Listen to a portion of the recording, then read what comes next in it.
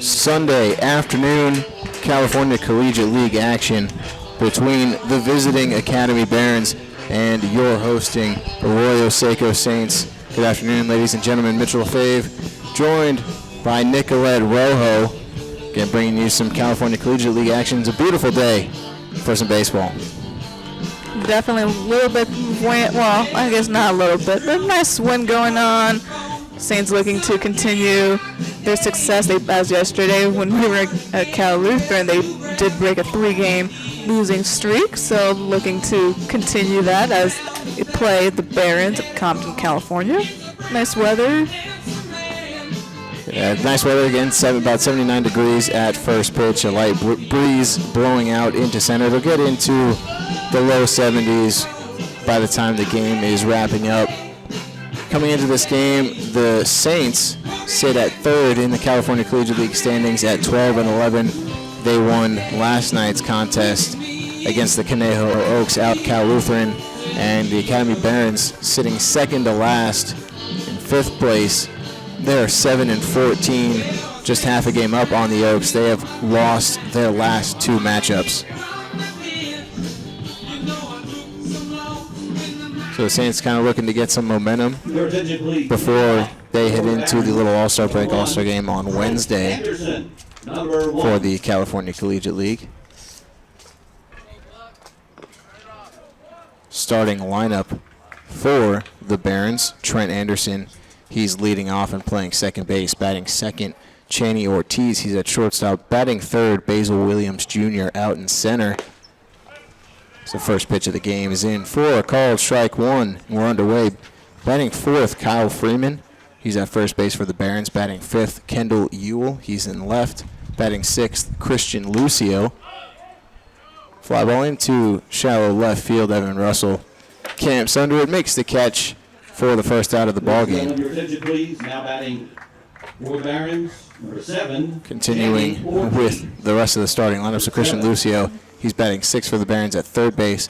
Batting seventh, you have Logan Pollock. He's their designated hitter. Batting eighth and catching Jacob Shanks, and rounding things off for the Barons, Kendall Pettis. He is in right field.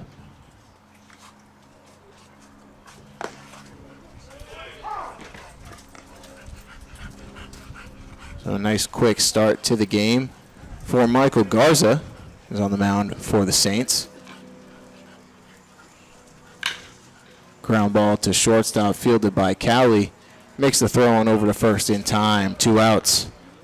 Ladies and gentlemen, your attention please. Now batting. With that, looking at the defensive alignment for the Saints. So again, Michael Garza on the mound. His battery mate behind the plate. Thomas McCarthy over at first base. Tito Robles at second. Wyatt Stapp at third base. Jason Gonzalez. Shortstop, Drew Cowley. He just made the play. Evan Russell is in left. Christian Scott in center. And Anthony Forte is in right. Squares around, pulls back, but takes it for a called first strike. So Michael Garza attacking the zone here in this game. Needed 4 pitches for the first 2 outs, and that one, his fifth pitch, also a strike. Another bunt attempt, but again, pulls back 1-1.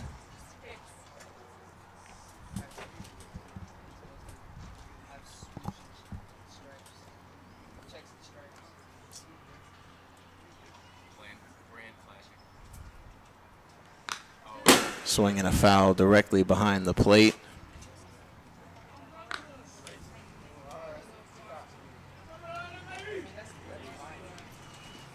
Garza 1 strike away from getting a quick top of the first. Swing and a miss, but the ball will be in the dirt. McCarthy will have to throw down to first to complete the out. That he does. So 3 up, 3 down, and Garza needing only 8 pitches to do it. Head to the bottom of the first. You're listening to Saints Baseball on YouTube Live. You're broadcasting home for the Saints.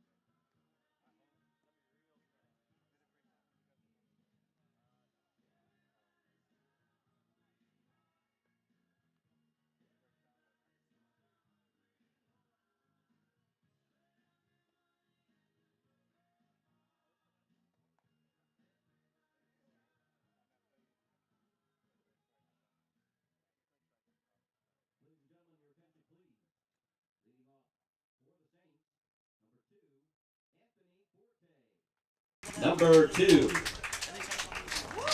So bottom of the first here at Jackie Robinson Memorial Field. Beautiful Pasadena, California. Anthony Forte leading things off for the Saints.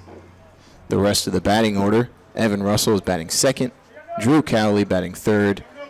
In the cleanup spot, Thomas Lovano batting fifth. Jason Gonzalez batting sixth. Wyatt Stapp in the 7th spot. Thomas McCarthy, Tito Robles will be batting eighth. And Christian Scott batting ninth to round things out for the Saints lineup.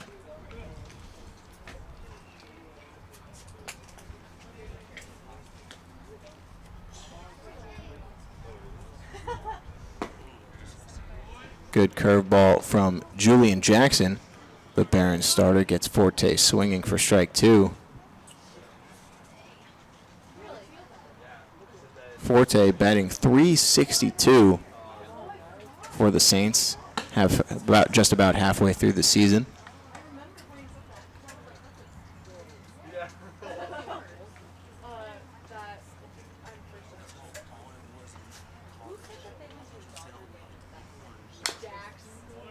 One-two pitch is fouled off behind the plate.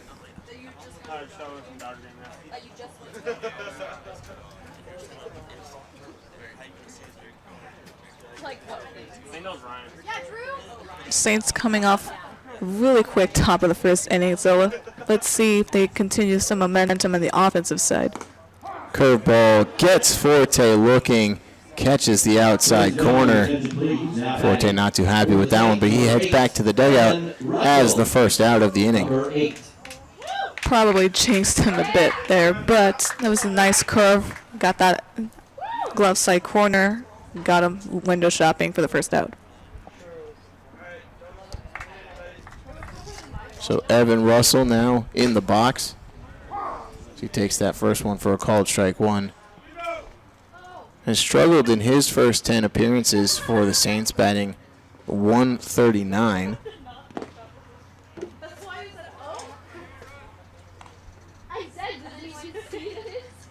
Although from watching him, it seems he's just been getting a little unlucky last night in the game against the Oaks. Lined out 3 different times and put the ball in play in all 5 of his at-bats. And at least 4 of his 5 at-bats were all hard-hit balls. He just hasn't been able to get those hits to drop.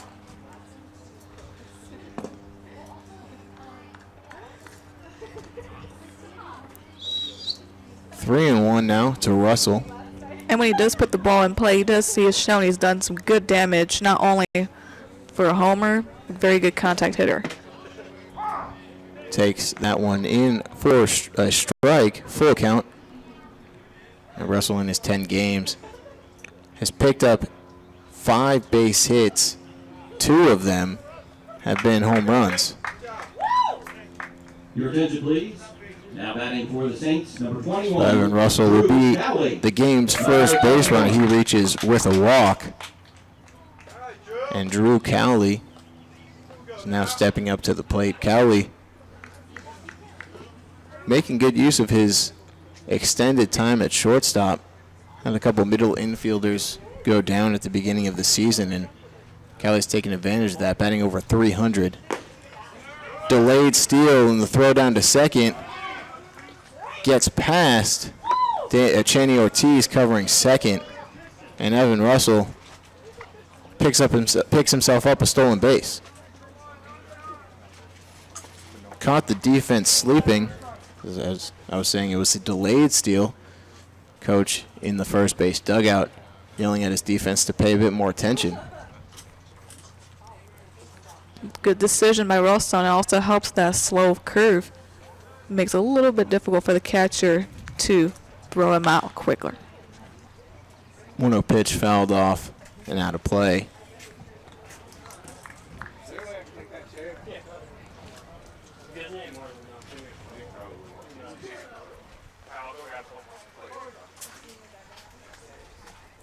Thank you.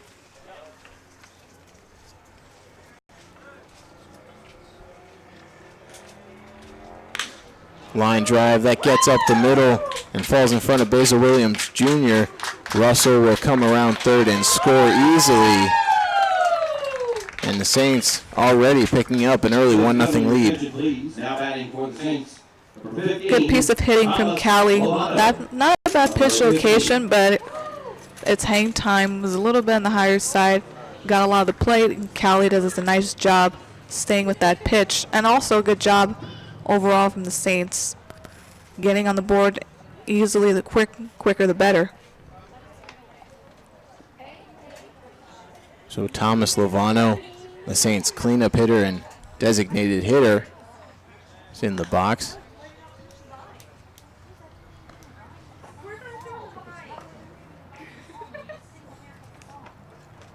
Lovano currently ranks 9th in the California Collegiate League in batting average.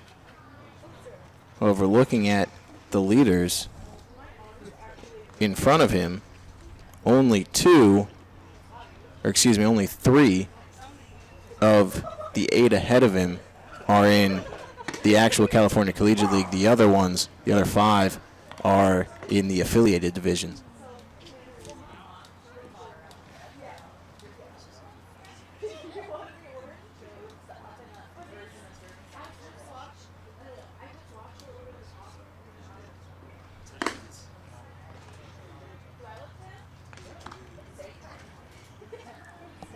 So Lovano already batting .352 on the season.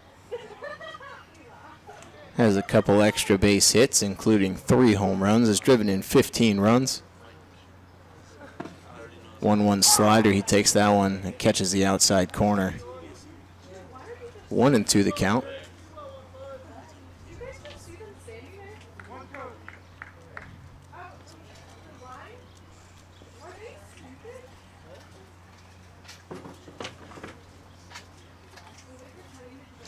Another pickoff attempt, and Callie once again diving back in safely.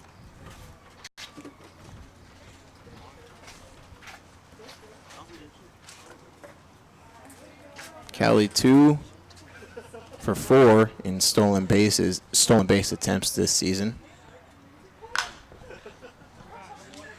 Lovano fouls off a 2-strike pitch. Out of play behind the plate.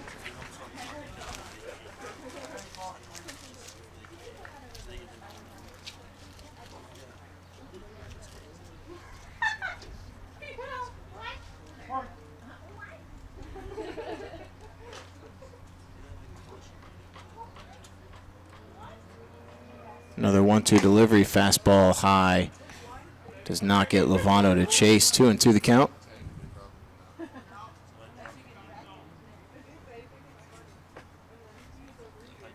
And it also appeared Callie was about to take off, but he had a little hesitant move, and good decision as that pitch probably would have got him his playable play. That high fastball does get Lovano chasing.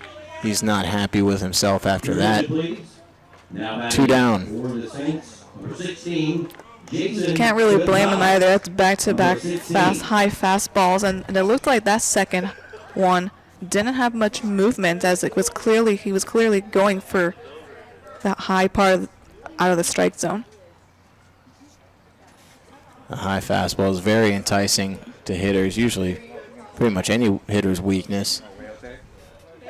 So in steps Jason Gonzalez.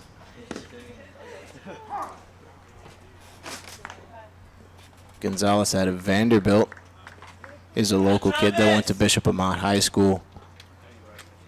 Made his California Collegiate League and Saints debut last night, as he had finally returned home after winning a College World Series with Vanderbilt.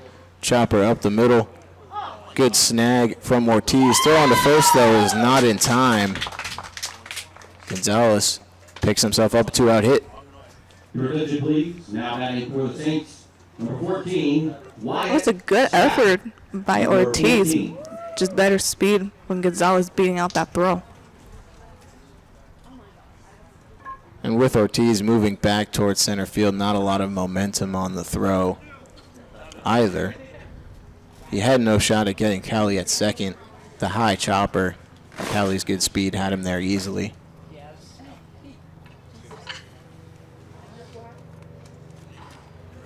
So it's Wyatt Stapp's turn for the Saints. Stapp in 9 appearances, batting 188. Does not have any RBIs. He's looking to change that, though. Runner on second base.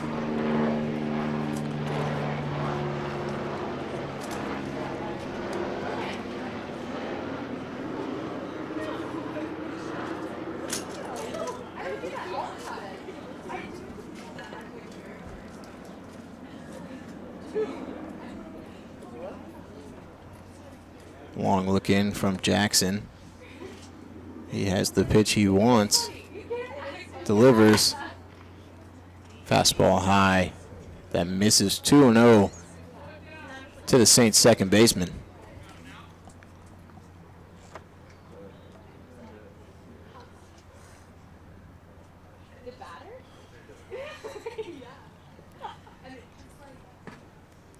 The wind has really died down here at the start of this game.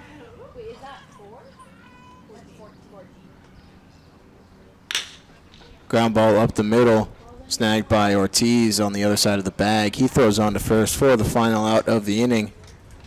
The Saints, though, pick up 1 run on 2 hits, no errors, and 2 men were left on base. Head to the second inning.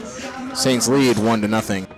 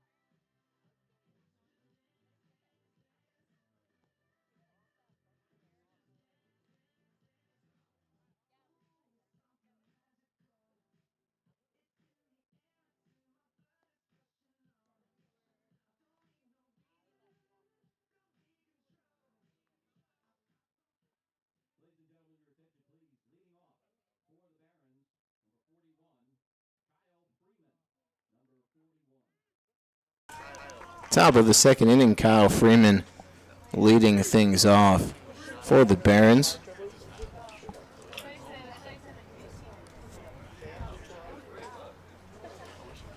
Garza looking to continue his hot start. Needed only 8 pitches to get through the first. And starts off this inning with a called strike 1.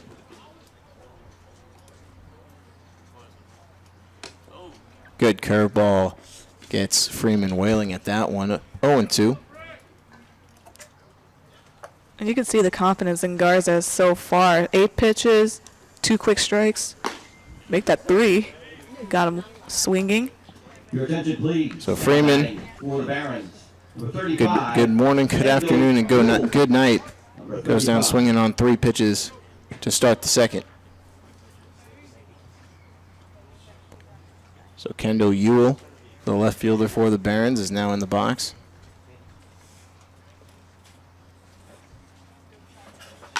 First pitch swinging line drive down the right field line, just foul.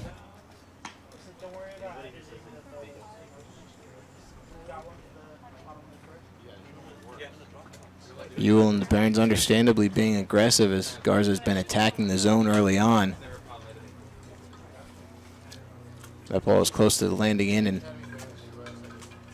would have been easy extra bases.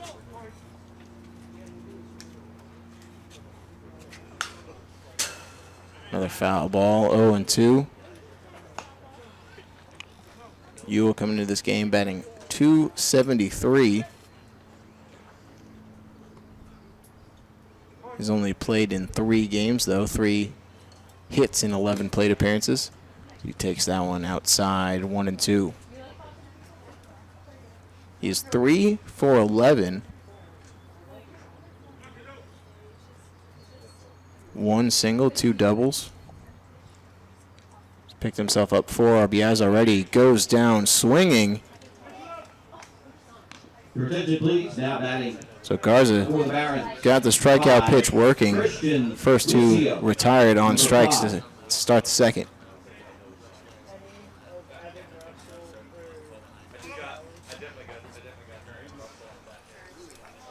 Once again, Garza's showing that confidence in his pitches. He's mixing them up and he's getting them swinging.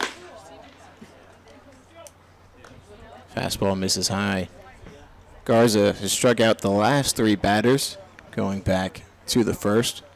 Got Williams swinging at a curveball in the dirt, and then got Freeman and Ewell this inning also swinging.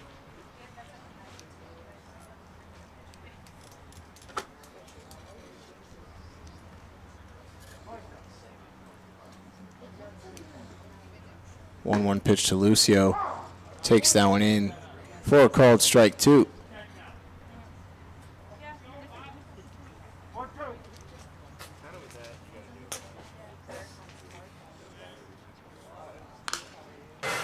Another foul from Lucio, staying alive in this count.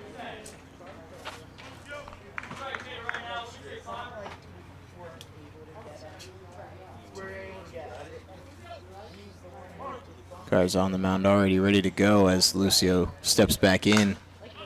Tries to get him with the high fastball, and Lucio once again fouls it off.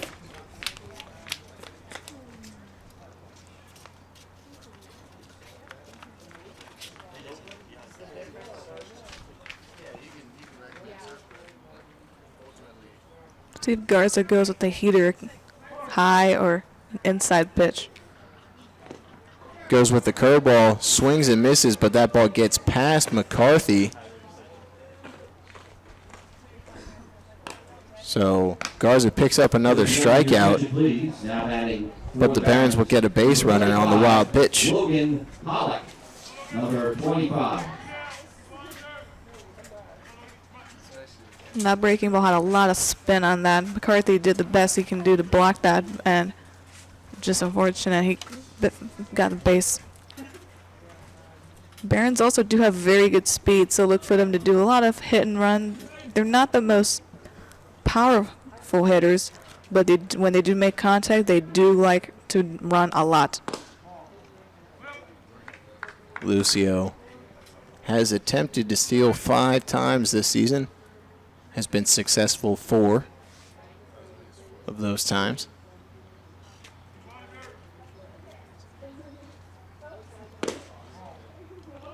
Fastball misses low, 2-0 to Logan Pollock.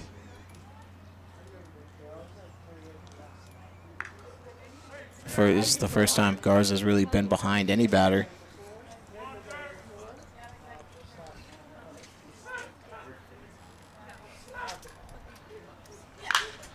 Fly ball down deep and down the left field line, but that'll get foul.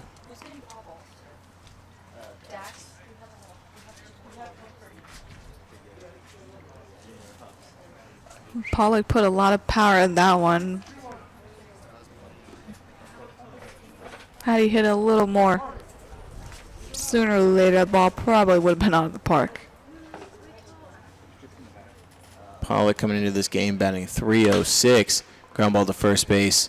Smothered by Robles. He takes it over to first base himself for the final out of the inning. The Barons, they do get a base runner who's on the third strike wild pitch. Head to the bottom of the second. Still a 1-0 game.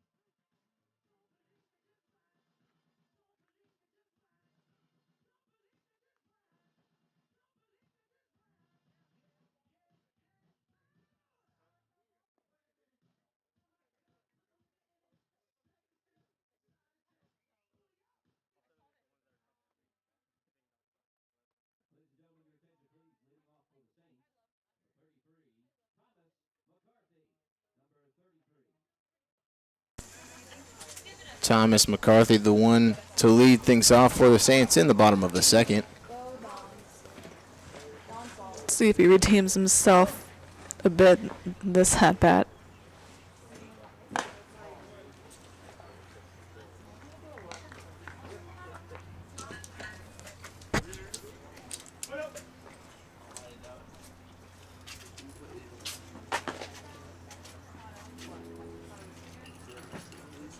Two straight misses to start the inning.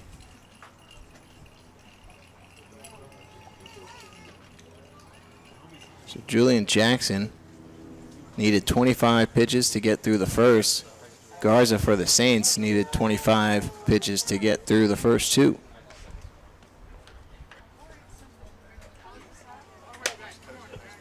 Three and 0 to McCarthy.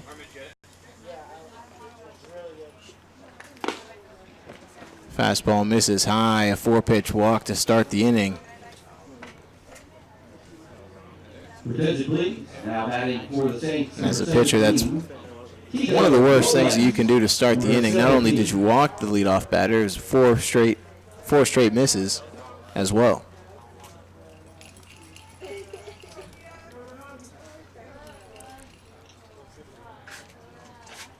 So now first, nobody out for Tito Robles.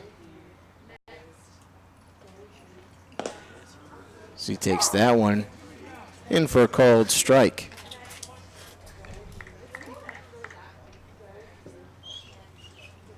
Robles batting 154 in this summer season.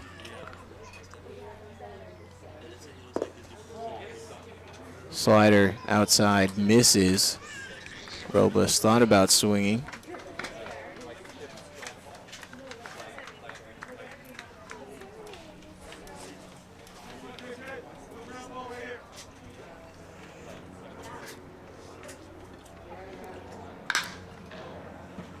Fly ball down the right field line. It's in foul territory, but Pettis in right field has enough room. He makes the catch. But as he caught it, did not slow himself down before he ran what's out of play. There's a line going down in foul territory that signifies official out of play, and Pettis ran across with the ball, and McCarthy, because of that, will move on over to second base.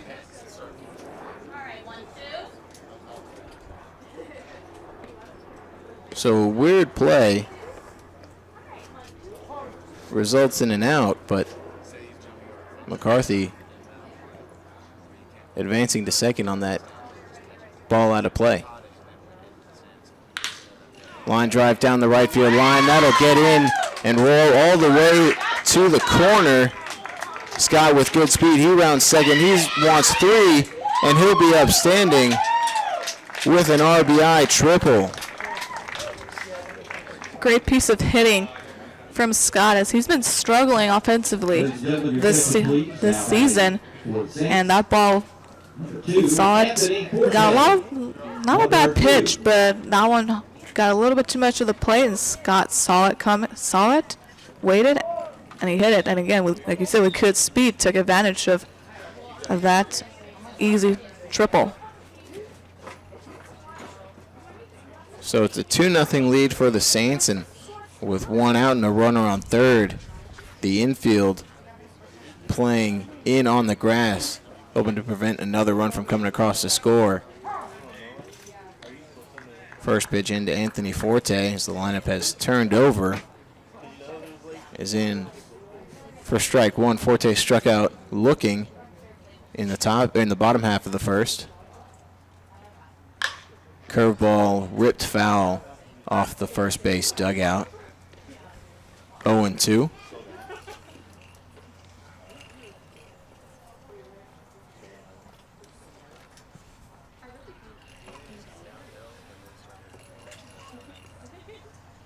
Jackson set for the 0-2 pitch. High fastball. Forte not tempted to swing at that one.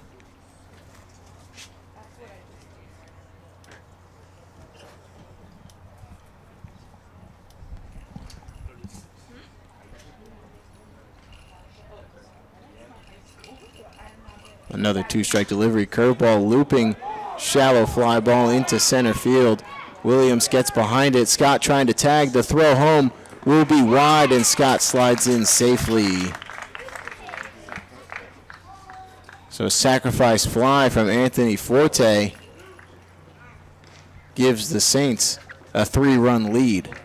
Your attention, please. Now batting for the Saints. Little bit of risky in general. Generally, it's a little bit of a risky move to tag from third, as center fielder as Williams was not good at a decent distance, but again with great speed, you might as well go for it.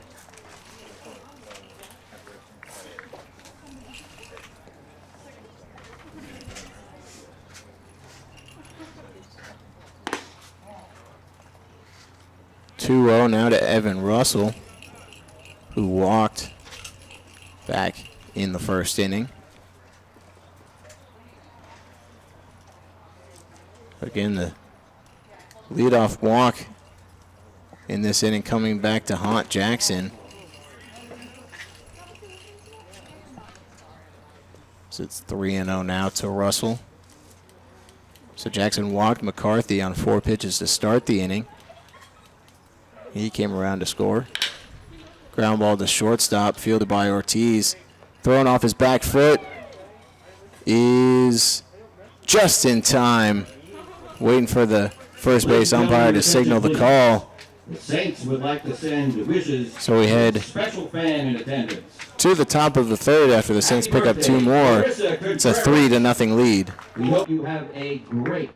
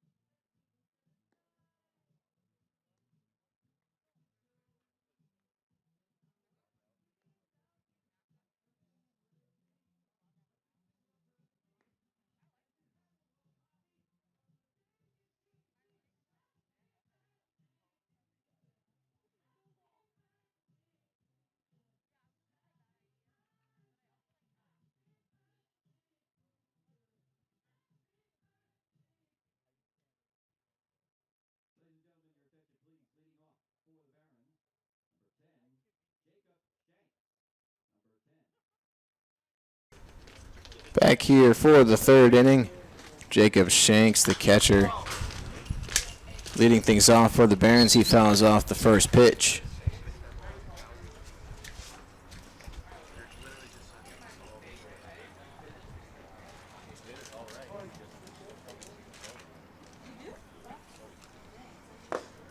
A 1 pitch in there for a called strike 2. Shanks batting .200 in his first 6 games in this season. The 0-2 fastball looked like it was in the same spot as the previous pitch, but that one just misses, I guess. 1-2. Curveball line fouled down the left field line and out of play.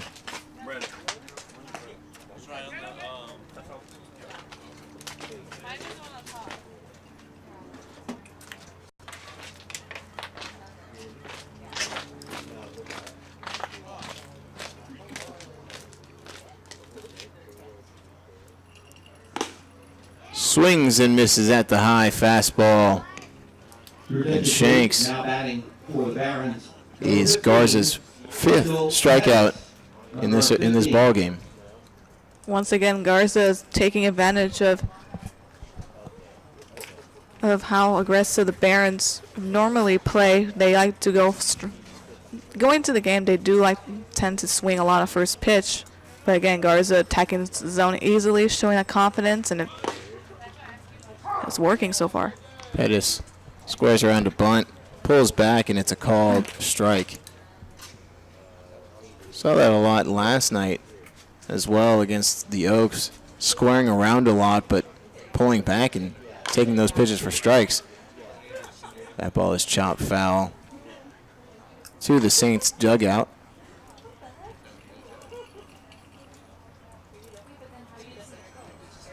So once again, Garza with an 0-2 count.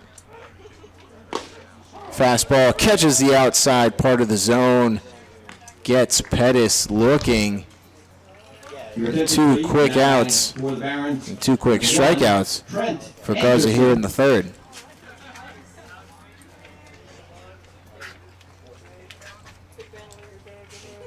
Hopefully, if he keeps this up, he's on fire lately. Hopefully, California doesn't get on fire, literally.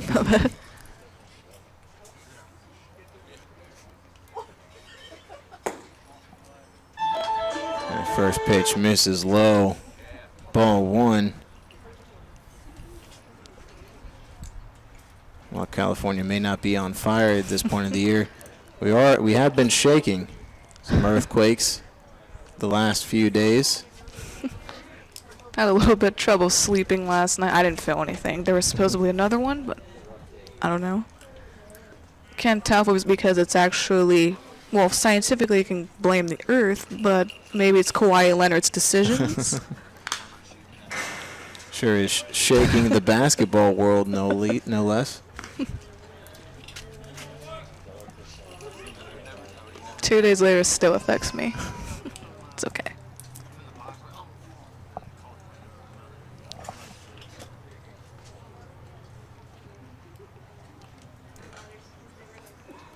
Two-one line drive, snagged on one hop from Cowley. Throw on to first is just in time. So another 3 up, 3 down for the Barons. We head to the bottom half of the inning. Saints still up 3-0.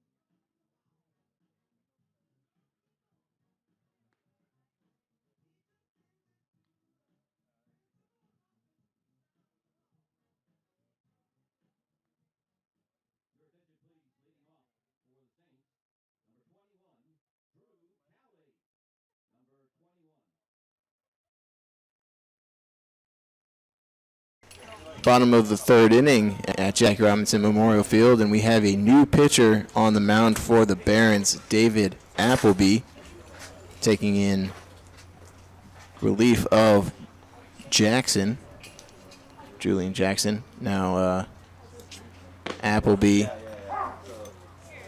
making his 8th appearance on the season. 13 innings, 6 earned runs. That's a 4.15 ERA. Has struck out 10 batters, walked 9, and also surrendered 10 hits.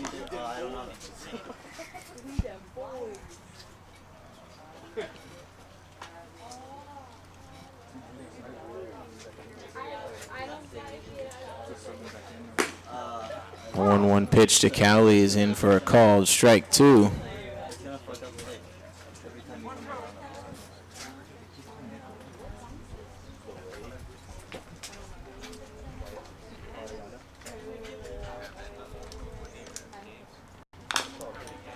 Chopper right at the plate, but in foul territory.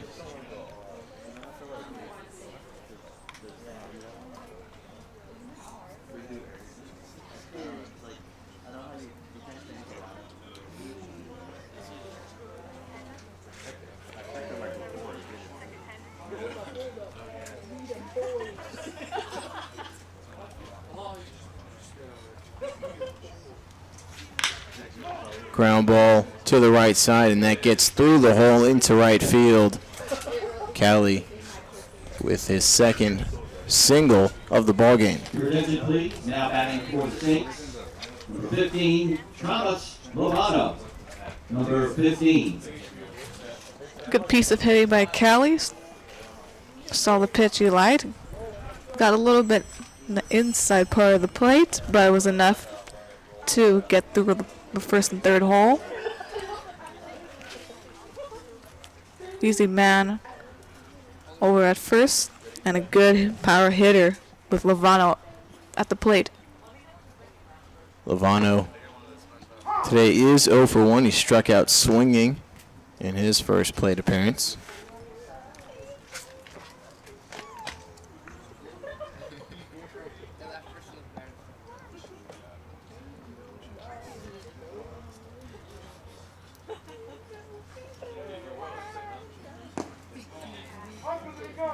Check swing, appeal down to first base. Says he did not go around. 1-1 to Lovano.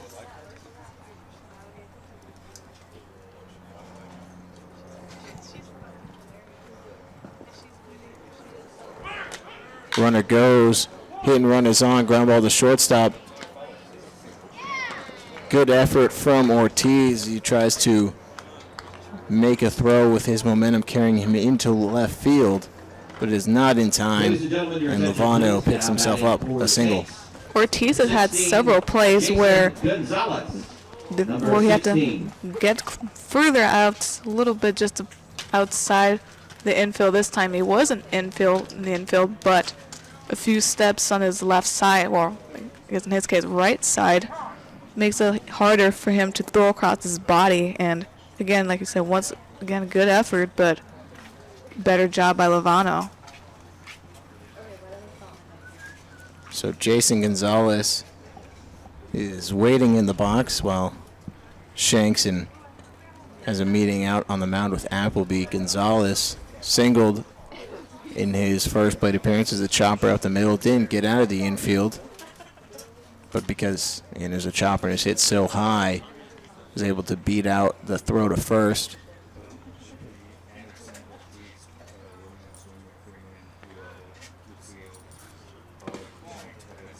First pitch slider misses outside, ball 1.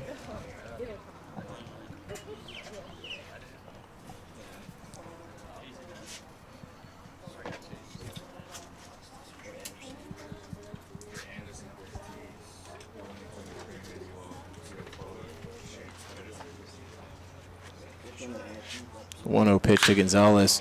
Ground ball gets through the 5-6 hole into left field. Cowley will be waved home. The throw is cut off. And Cowley slides in safely at home. It's a 4-0 lead. Your attention, please. Now batting for the Saints. Number 14, Wyatt. Gonzalez continuing some Number 14. early success in his Saints season. Got a couple hits and an RBI yesterday. Already has 2 singles and an RBI today. Good read as that ball got past the third baseman's glove. A good speed with good speed by Cowley over at second. Easy RBI single. So Saints so far have picked up at least 1 run in all 3 innings. Squares around, good bunt down the third base line. Lucio tries to go for the barehanded play, and Lovato coming around third, and he will score. Ball gets away from Shanks behind the plate, and everyone will move up another base. A lot of activity going on in that last play. Good bunt down the line as Lucio tried to barehanded, could not keep it, and lost track of the ball. Tries to throw at home, and that ball gets away. So now Saints have a 5-0 lead with 2 in scoring position and nobody out.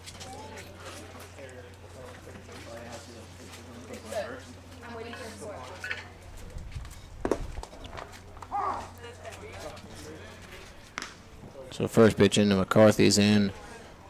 First strike 1. Now going back to that great heads-up base running from Lovano. As you were saying, the ball got away from Lucio trying to barehand it, and with Shanks moving out as well on the bunt, no one was covering home. And then the throw got away from Shanks, who tried to come back and cover home again, and that allowed Stapp to move up to second and Gonzalez over to third.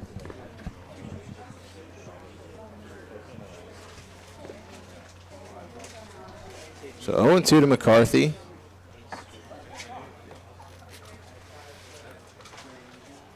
It's a 5-0 score line here in this ball game. 2 runners in scoring position and still nobody out.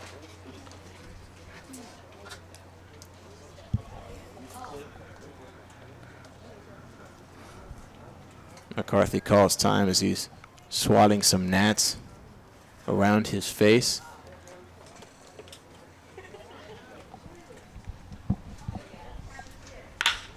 Ground ball fielded by Ortiz at shortstop. He looks. Gonzalez back to third. And McCarthy is retired for the first out. Good heads-up play by Ortiz as he scoops that ball up. Checks over the third to see if no one advances. And good, simple routine play over at first to get the first out. So it pays off to have the infield in. So they kept it. So if Ortiz was playing back at his normal depth, that's an easy run scored by Gonzalez.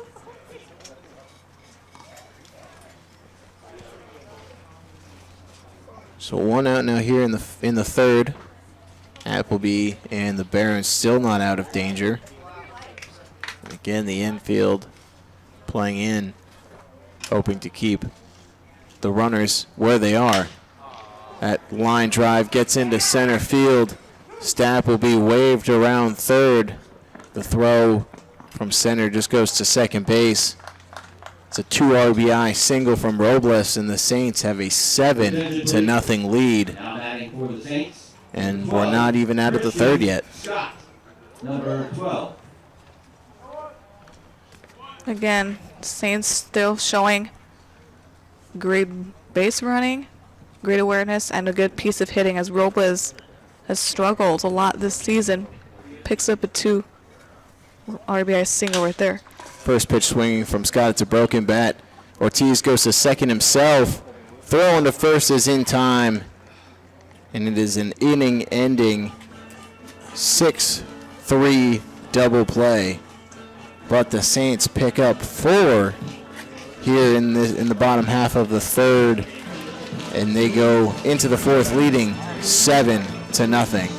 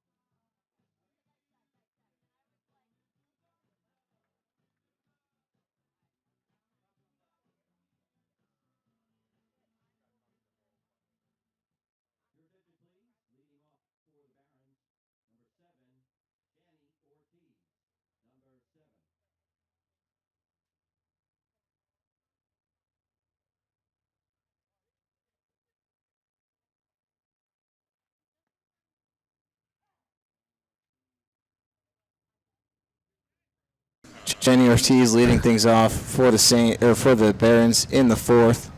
So he takes that first one for strike one.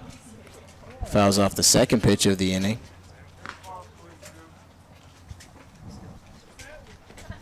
Garza out for his fourth inning of work, only needing 37 pitches to get through the first three. The 0-2 ground ball, that'll get up the middle, and that'll be the Barons' first hit of the ball game. Ortiz again reaching first with a single. 23, Basil Williams Jr., number 23. Ortiz did a nice job there staying with that ball as he grounded out his last at bat with a similar pitch, but got that one to go up the middle and has good speed at first. So good situation here for the Barons so far. First pitch to Basil Williams misses low for ball one. So after 3 no-hit innings, Garza allowing a leadoff single to start the inning as Williams squares around to bunt, gets it down to third. Barehanded play from Gonzalez. Thrown to first is not in time. Williams with lightning fast speed gets down the first baseline. For the Barons, number 41, Kyle Freeman. That was a nice bunt too. Good placing as that one went up the third line. Gonzalez played a little bit further out, his normal position. Good charge there, but just great speed, like you mentioned, by Williams. And even with the barehanded play, not quick enough to get him. Ground ball to first, that gets over Robles' head. Ortiz coming around third to score. Throw into third is not in time to get Williams. So 3 straight hits to start the fourth inning gets the Barons on the board. It's now 7-1. Number 35, Kendall Buell. Number 35. If you're the Saints, yes, give up 3 straight hits, but it's still early in the game, still got a 7-1 lead. You don't want to put your feet off the pedal yet, but also you may want to be a little more cautious again with good speed overall in the Barons, and they are known to start heating up once they do hit it.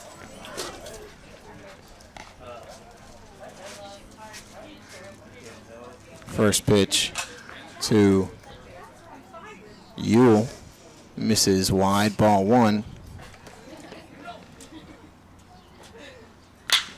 Line drive into left field. Russell cutting it off before it can get in the gap.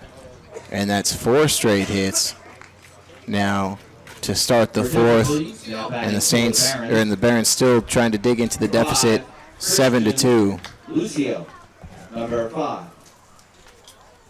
I like the Barons' approach here. They're not necessarily playing the hero ball, despite being down by several runs. Now they're down by 5.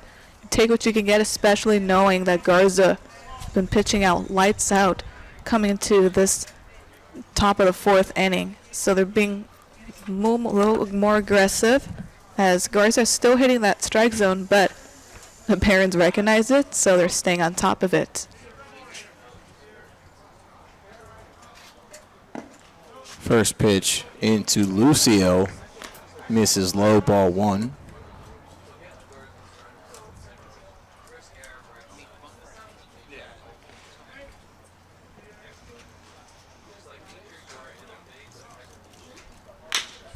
Chopper up the middle, fielded by Cowley. Toss on to second, throw on to first base.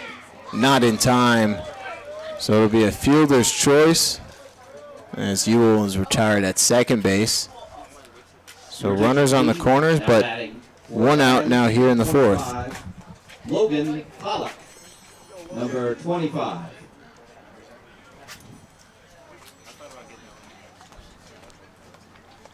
Good defensive effort overall by the Saints, and not a bad throw from Stapp as he tagged second from the throw from Cali. But again, Barons utilizing their speed, got men on the corners, but still double play is doable.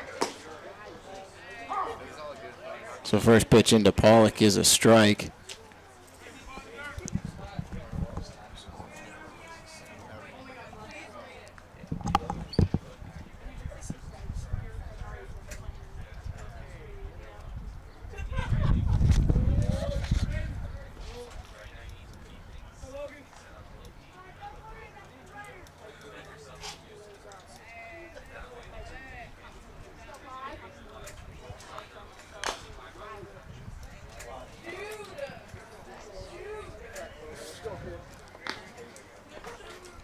So 2 strikes now to Pollock.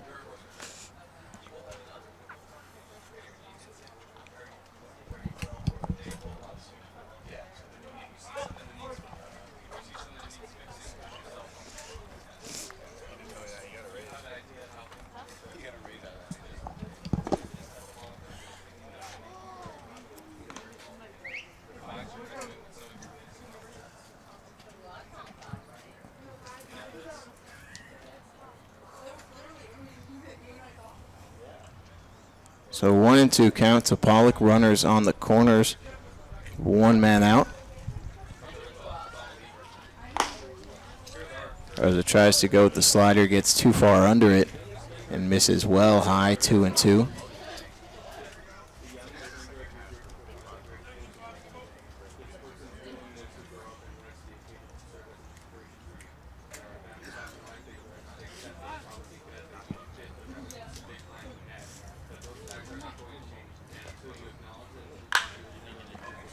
Fly ball into left field. Russell tracking over, but will not get there, and the ball will land in foul territory. So it stays a 2-2 count.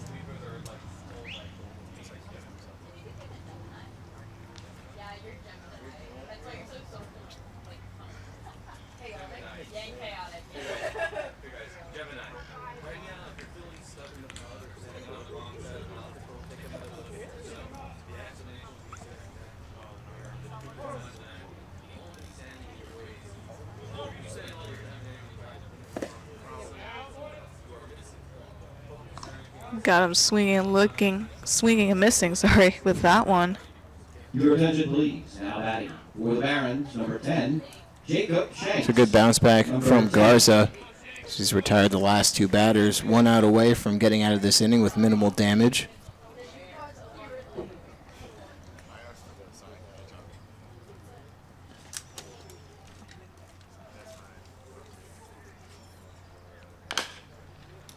First pitch, chopped foul towards the dugout.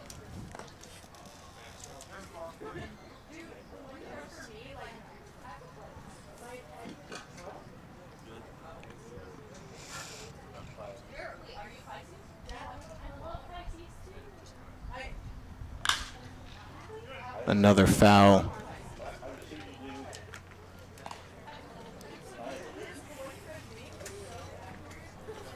So 0-2 the count to Shanks.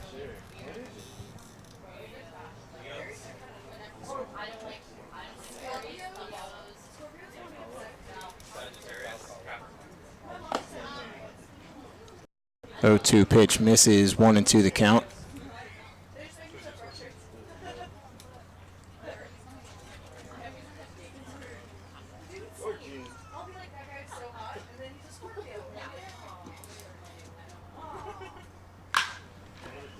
Fly ball into deep right field. Tracking back is Forte, and he makes the catch at the wall. The Barons, they do pick up 2 in the inning on 4 base hits. They left 2 men on base. Head to the bottom of the 4th. It's now a 7-2 ball game.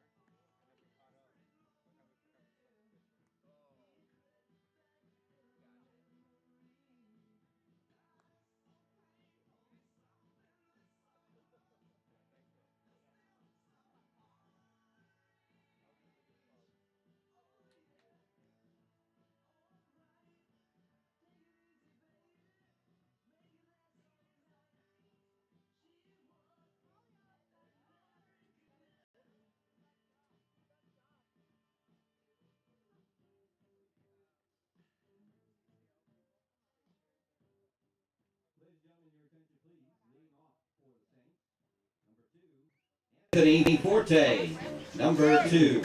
Anthony Forte leading things off for the Saints here in the fourth. It's a 7-2 ball game. The Barons picking up 2 in the top half of the inning.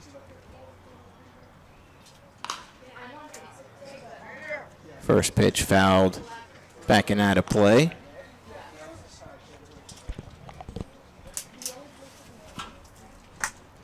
Appleby still out on the mound for the Barons, even after giving up the 4 runs in the third.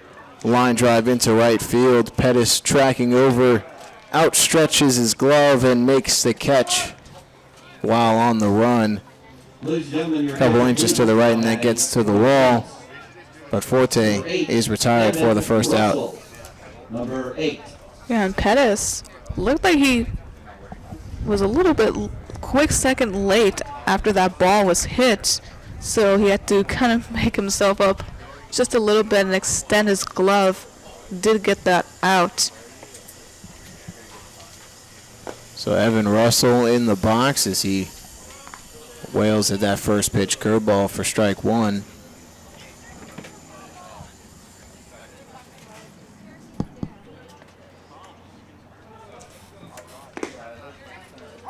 The 1 pitch in there for a called strike 2. Russell 0 for 1 this afternoon. Walked in the first, grounded out in his second appearance.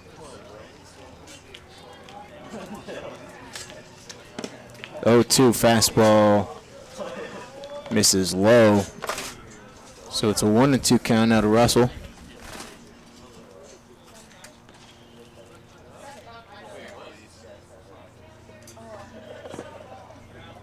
The ball is in the dirt, does not get Russell chasing. So he's drawn the count back to even, 2-2.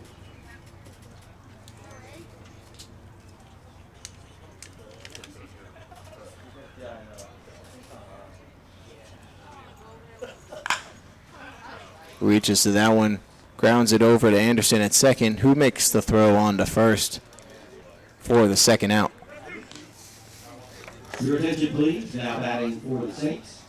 Number 21, Drew Cowley. Number 21.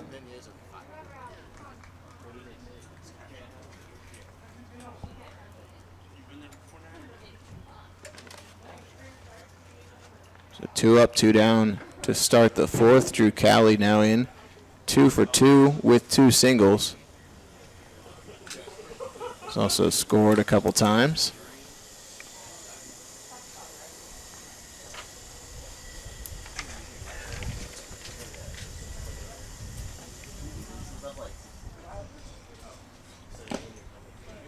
Big swing. Foul tips it into the catcher's glove.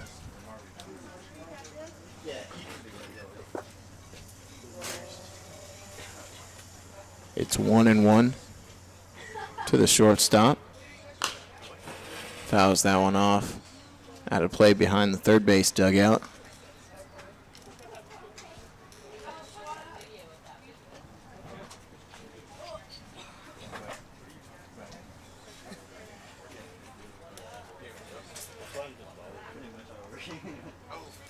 One-two pitch, ground ball to the right side. Anderson reaches over, makes the catch, but bad throw to first, gets past Freeman all the way here to the backstop. And Cowley moves on up to second. So what should have been an inning-ending ground out turns into a runner on second base with 2 outs. Number 15. Anderson chased after that ball as it was trailing just inside the infield. Took a couple steps outside, but nothing, no awkward position or anything. It should have been, like you said, a routine play, but he looked like he rushed into that throw, and that ball just went over first baseman's glove, Freeman's glove. So Thomas Lovano, one of the Saints' top hitters this summer, gets a chance to extend the Saints' lead with 2 outs and a runner on second.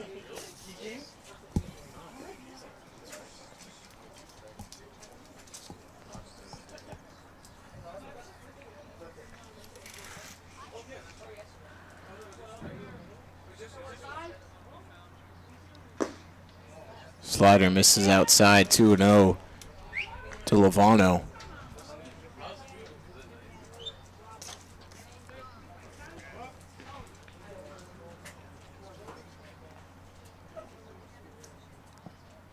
Wind picking back up here at Jackie Robinson Memorial Field, this time blowing out more towards left center field. At the beginning of the game was blowing pretty much straight out into center.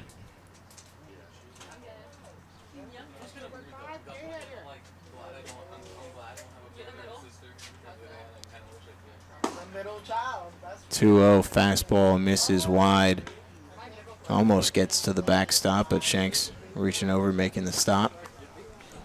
So 3-0 to Lovano. Even if you lose the battle to Lovano, still got a dangerous hitter in Jason Gonzalez on deck.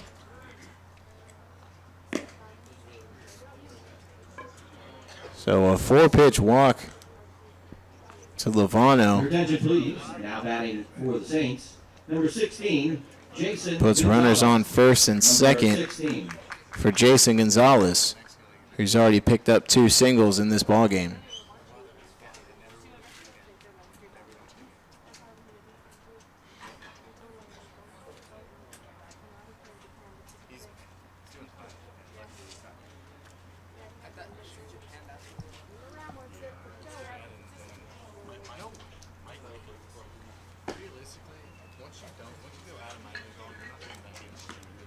First pitch misses wide, ball 1.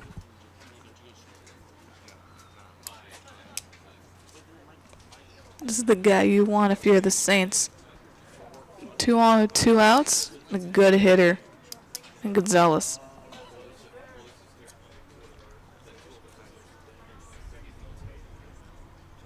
One 1-0 pitch. Takes that fastball that catches the low part of the zone. 1-1.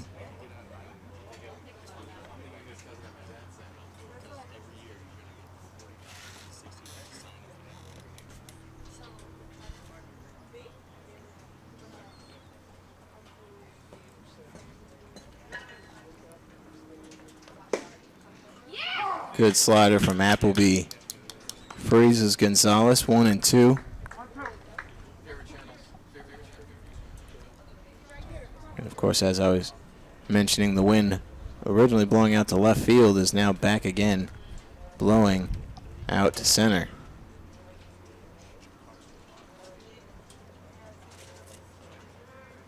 Flags waving in the wind. If Gonzalez can get a ball elevated,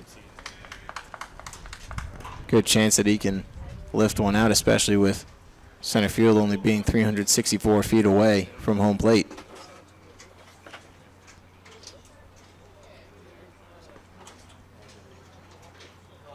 Deuces are wild.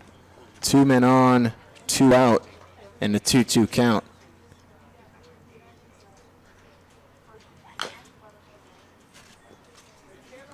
Good job from Gonzalez to fight off that inside slider. Remains a 2-2 count.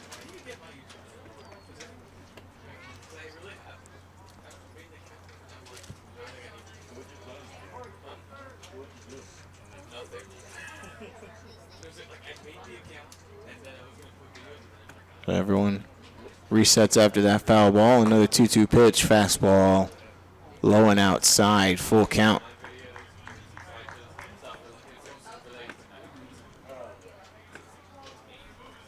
So Cali at second and Lovano at first. They'll be on the move on the pitch.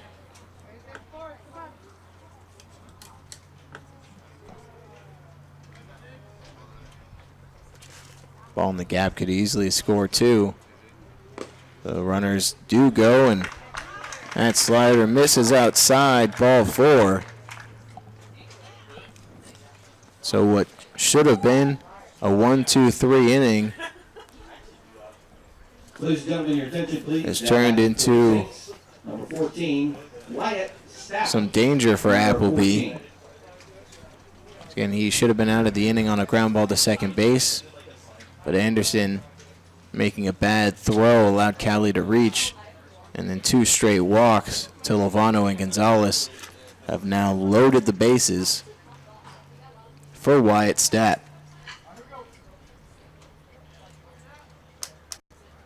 Stapp 1 for 2.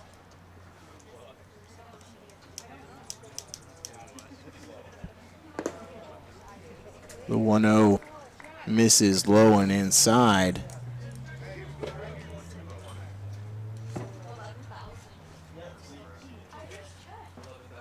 So a good hitter's count for Stapp in a dangerous situation. Ducks on the pond.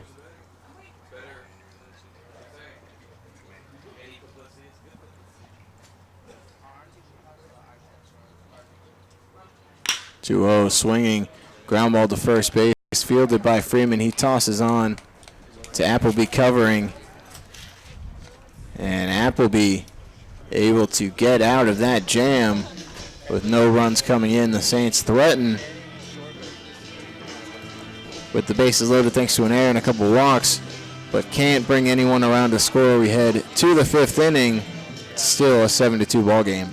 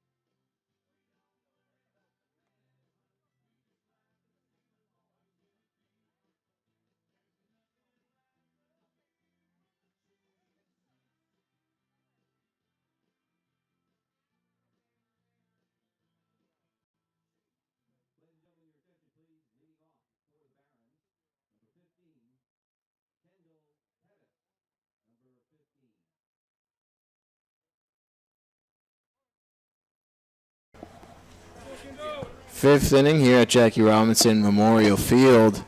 And we are joined on the broadcast not by a player this time, but by Tyler Roop, one of the interns. He's joined us a couple times on the broadcast and will be with us for the remainder of the game. I'd love to be here, man. Happy to be on. Pitching change for the Saints. Hayden Harris coming in relief for Michael Garza.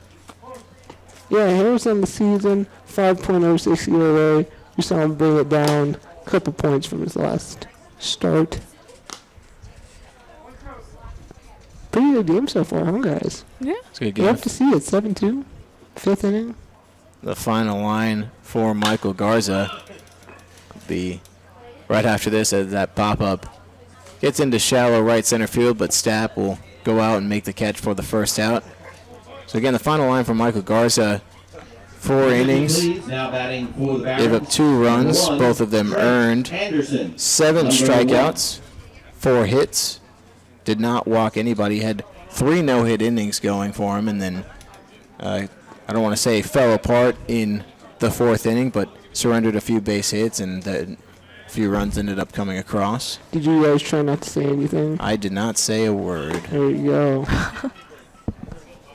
Yeah, you gotta be worried about that Castor Jinx. It's a real thing. It is 100% a real thing. Mm-hmm. So Trent Anderson in the box for his third plate appearance has flown out and grounded out in his first 2 appearances. 1-0 pitch looping fly ball into right field. That'll drop in for a base hit out in no man's land. And Anderson picks himself up a 1-out single. Your attention, please. Now Those are batting plays for where number 7, it's pretty much how much you can do in those situations. Just chase after it, hope and ensure that the ball A doesn't get further, and B you don't collide into your own teammate and no one gets hurt. I guess C, no one gets hurt. So Channy Ortiz in for his third plate appearance, started off the 4th inning with a single up the middle.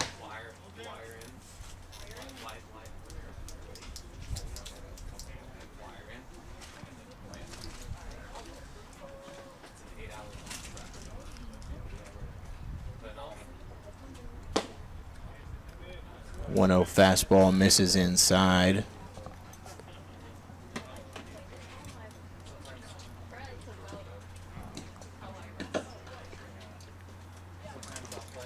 So 2-0 to Channy Ortiz.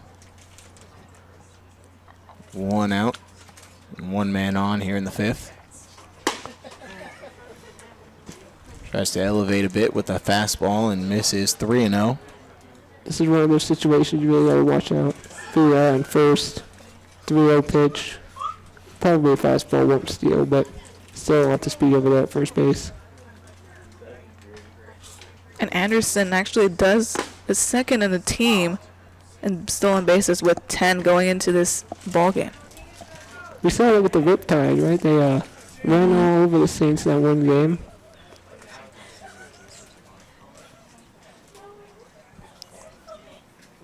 So it's a 3-1 count to Ortiz. Fastball catch the high inside corner to draw the count full. Even though there aren't 2 outs, a full count, man on first base. Always potential to see the runner going on the move. I would send him. Mm-hmm.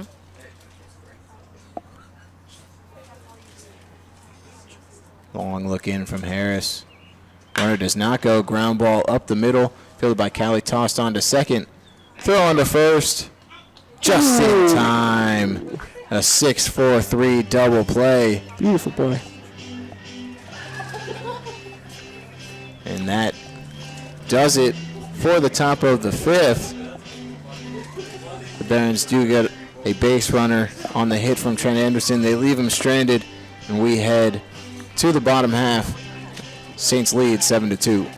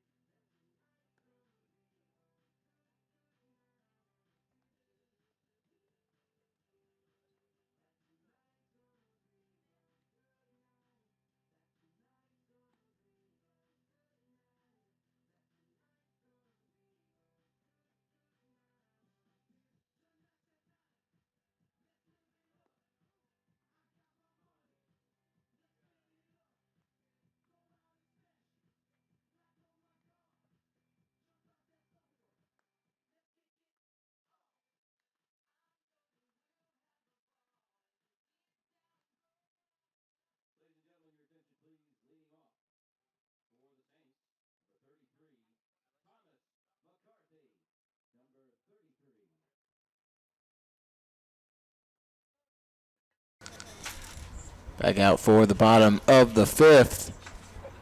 It's a 7-2 Saints lead. David Appleby out for his 3rd inning of work. It's a first pitch slider into McCarthy. Misses low, appeal down to first base. Says he did not go around.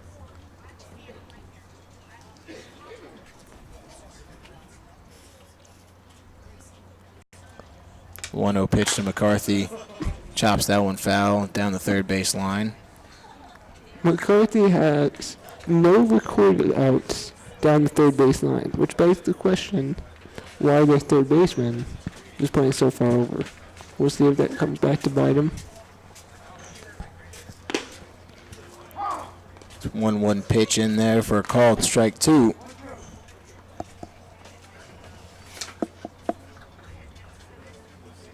So 1-2 to the Saints backstop.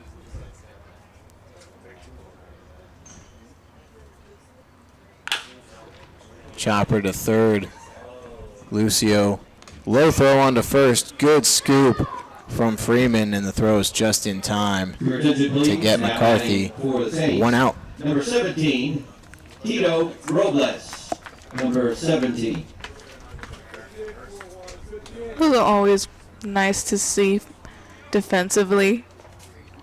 As a baseball fan or in general, low throws sometimes may signal danger, but a big scoop, like you're going for a bigger scoop of nice good ice cream There you from the go. first baseman. First pitch into Robles. Misses for ball 1. Robles 1 for 2. Flew out to right field in his first at bat. Singled in his second. Only batting 154 on the season. Sure, not the way you wanted to start out, but with the All-Star break coming up for them, there's always a chance to turn these things around. The CCL All-Star break matching up almost perfectly with the MLB All-Star break as that ball is skied into right field. Pettis camped under, makes the catch, 2 outs. Your attention, please. Now It'll also be televised on Fox Sports West, so Number 12. get an opportunity to get on national television. Scouts coming all over the place. Do we have word on the rosters yet? I have not heard about rosters, I but I haven't was going to ask with the CCL All-Star game coming up, who do you guys think from the Saints should be some representatives? Yeah, I'm going to go 2 off the bat. Thomas Ravano and Andy Garriola. They're both batting over 350. 3 and 4 homers, respectively. With the Wood Bats League, that's quite a bit on the tops of the CCL for that category. Definitely. And from the pitching side, it might be a little bit tougher because there's a lot of good pitching in the CCL, but I wouldn't be shocked if Colin King gets on board. Again, almost 21 innings, 1 point under, an ERA under 2. That's pretty solid. A lot of Saints putting up good numbers this summer. It's what we really like to see, and as a result, right now, Saints sitting in third place, and that top 3 spots are important because those are the ones that advance to the playoffs at the end of the season. Line drive into the left center gap. Williams will track that down into left center field for the final out of the inning. So for the first time, the Saints will go in order. We head to the 6th inning. Saints still lead 7-2.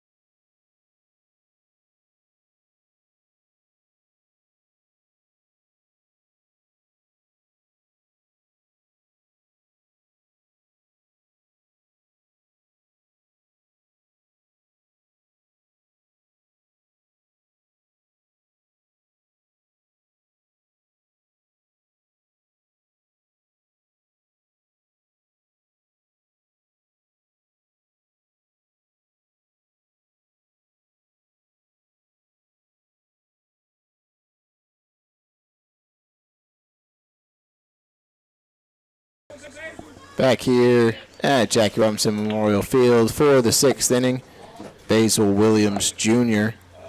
leading things off for the Barons.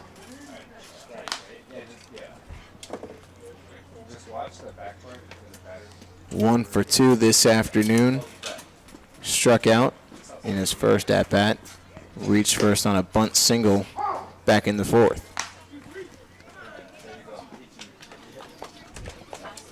Hayden Harris out for his 2nd inning of work. And it's 2 quick strikes onto Williams. Tries to get him with the low fastball, but it misses low.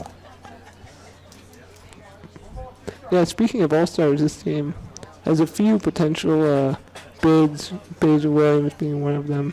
329 batting average. Swing and a miss on a good back foot slider from Harris.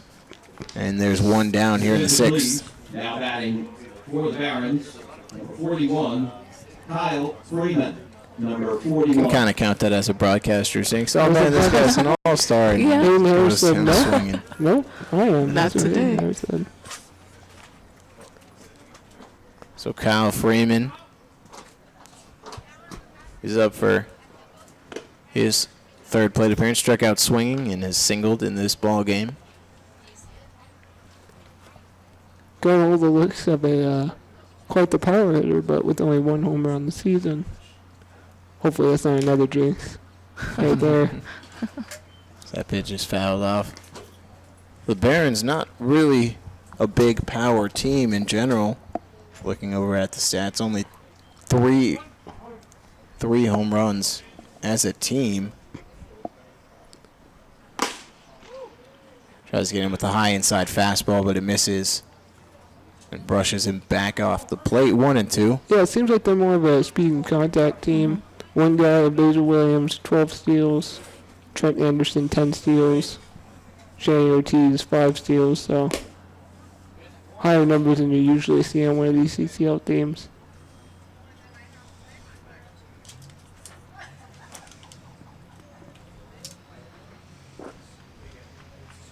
The 2-2 pitch to Freeman. Fastball just misses the inside part of the plate.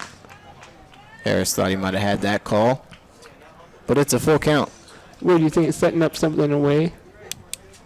Breaking pitch away, maybe? Maybe they'll discuss it right Time now. has been called. And Harris maybe hurt himself on that pitch as Coach Milam and Coach Togus both going out there.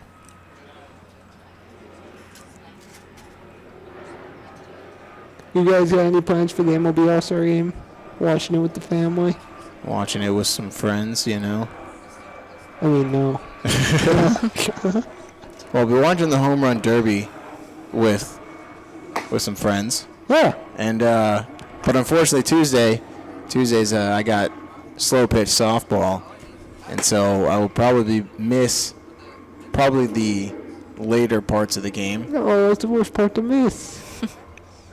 Wait, you'll see Trout bat. I will. Because it's in Cleveland, you know, East Coast time. The game will be at least early enough to me to catch. What time does it start? I believe it'll be 4 4? or 5 Probably Pacific 5, Standard right? Time. I'm off work at 5, so if anything, I'll catch like most of it. My family is not too big in baseball, but might watch it with my dad. Friends are actually not sports fans in general, so but it'll be fun. So it is not at 4 o'clock, nor is it at 5 o'clock. 6 It is o'clock? at 4:30. Oh, Gotta see interesting. Time. Caster Street. Take that back. I'll catch like maybe half of it then. Harris looks healthy out there. Threw a few warm-up pitches and seems ready to go. So he rears back and fires that one past a swinging Kyle Freeman. 35, Kendall Duel. Wish I had a radar gun on that Yeah, one. that was a pitch to everyone. No, I'm fine. We're doing fine. No injuries here.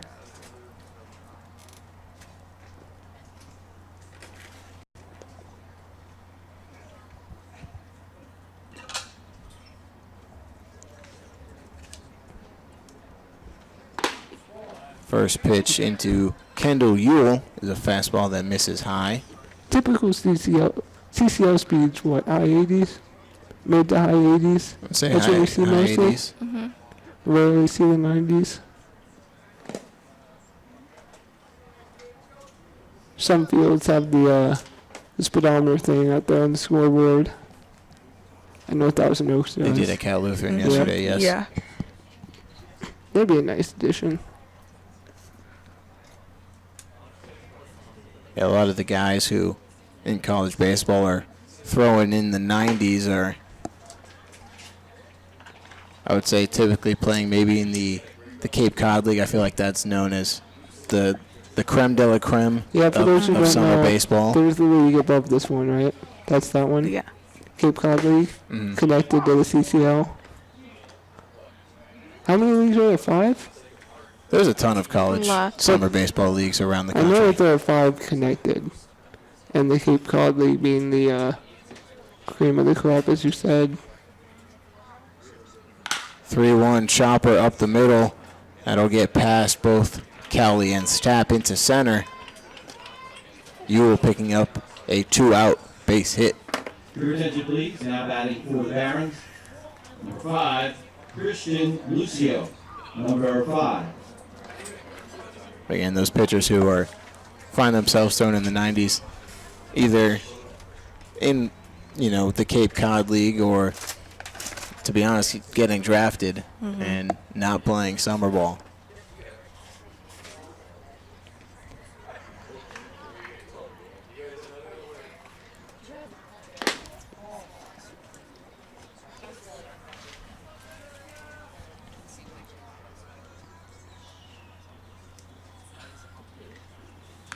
Running to Lucio, fouled off right behind the plate and off the fence.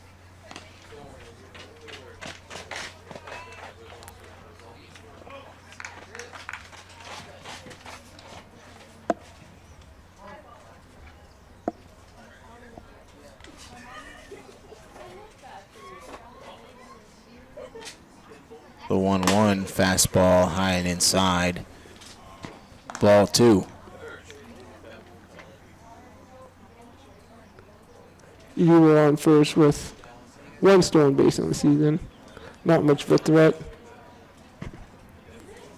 Lefty pitching too, so go down and face the batter. Don't worry about anything else. Also, with the 7-2 lead, that runner, don't want to say is meaningless, but in the grand scheme of things, it's right now not the most important thing that should be on your mind.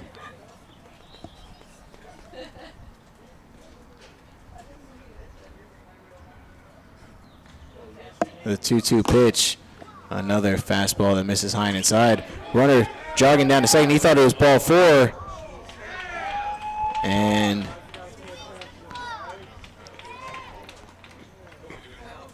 that turns into, I guess, some sort of delayed steal. Yeah, it was either I thought it was ball 4, so walking over to second. Catcher was a little confused too. Maybe thinking, oh, maybe it was ball 4. One of the few times a mental error would end up working out in your favor. Full count pitch is fouled off.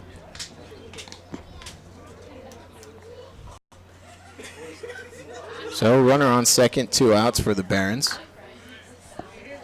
Although 2 strikes on the batter.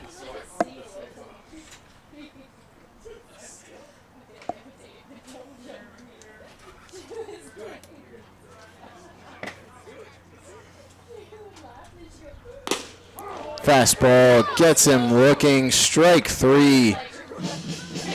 And Harris sets down Lucio for the final out of the inning. We head to the bottom of the 6th. Saints lead 7-2.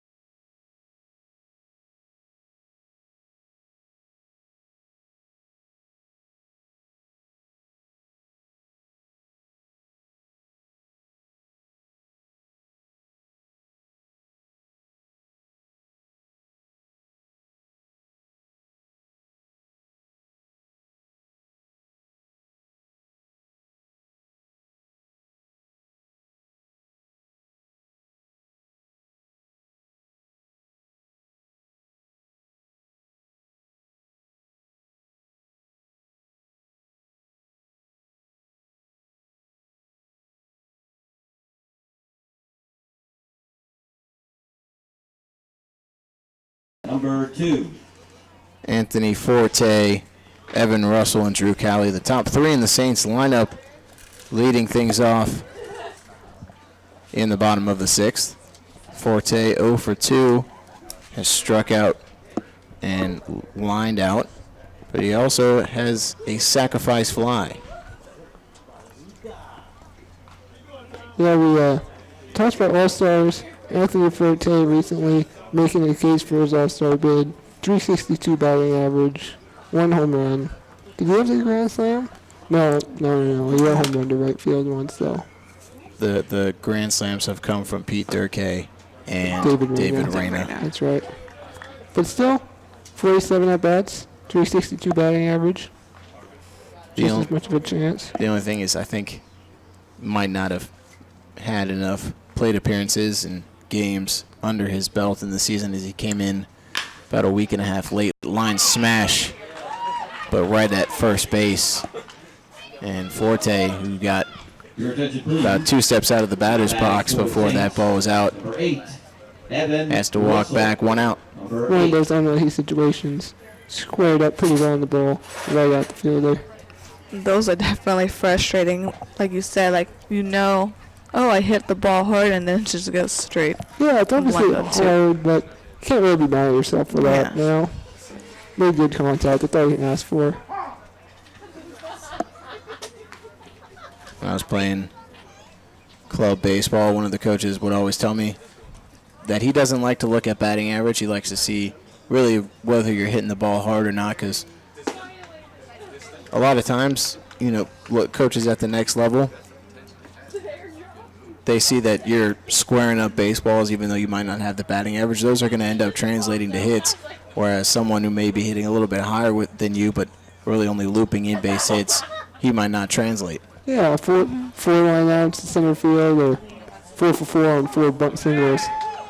That ball called strike 3. Evan Russell thought that ball missed well outside. Reading his lips saying, "Are you kidding me?" Now batting for the Saints. Still giving some words to the umpire, but Drew Cowley. Number You didn't say 21. anything nasty. We didn't hear from here. none of the magic words being said. But he walks back to the dugout in frustration. 2 outs now here in the 6th. I respect that with umps where It's a big swing from Cowley. Ball hits off the wall, but out of play. when umps let the players drop them a little bit, I respect that, It's nothing makes me more upset than when the ump has a power trip, pulls the trigger way too soon. It's part of the game. Let him play. Yeah, of course there are instances where your player's being nasty, you gotta do what you gotta do, but let him disagree. And then do the boss, so.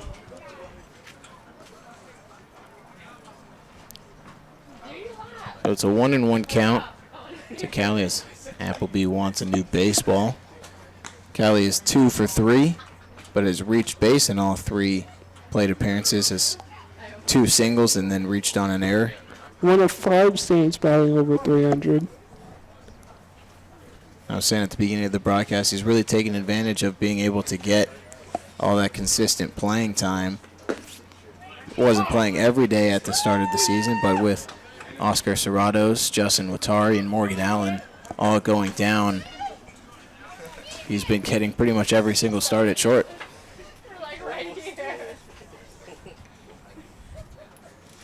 The 1-2 pitch taken low, evens up the count at 2. That's why it's important, not just in baseball, but in sports in general, always be ready for your turn, because you never know what could happen. Like you mentioned, 3 infielders going down. Swing and a miss from Cowley. And sorry to cut you off, Nicolette. That does it for the 6th inning. Once again, 3 up, 3 down for the Saints. We head to the 7th. Still a 7-2 ball game.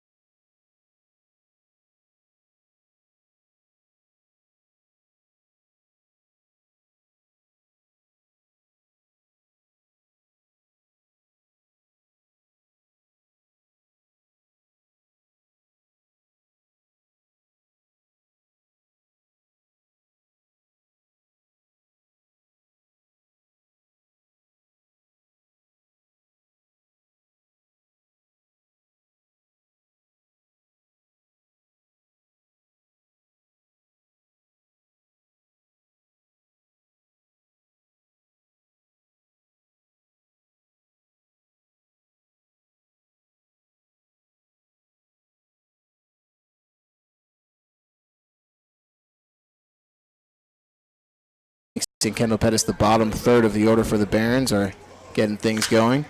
First pitch swinging, fly ball into shallow right center field.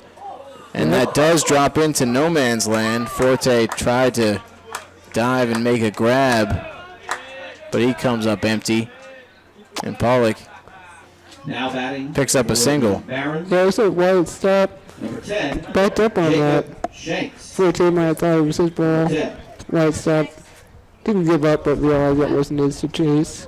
Forte realized too late that he was the guy. Ended up diving just a bit too late. That's a rough one. That's those Valley starters that you don't want happening.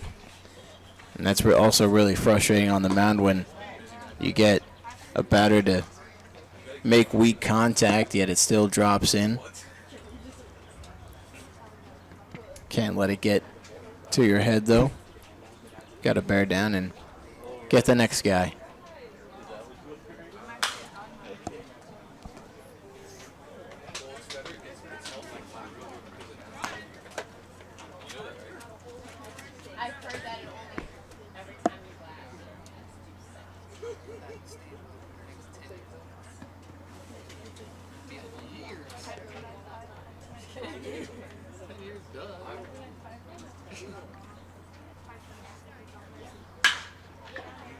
Fly ball into right field. Forte will be able to camp under this one. Reaches up, makes the one-handed grab, and there's one out. Now batting for the Barons. Number 15. There you go. Just bounce back Kendall just like that. Number 15. Got him to jam. Jam him with a high fastball. And a quick out.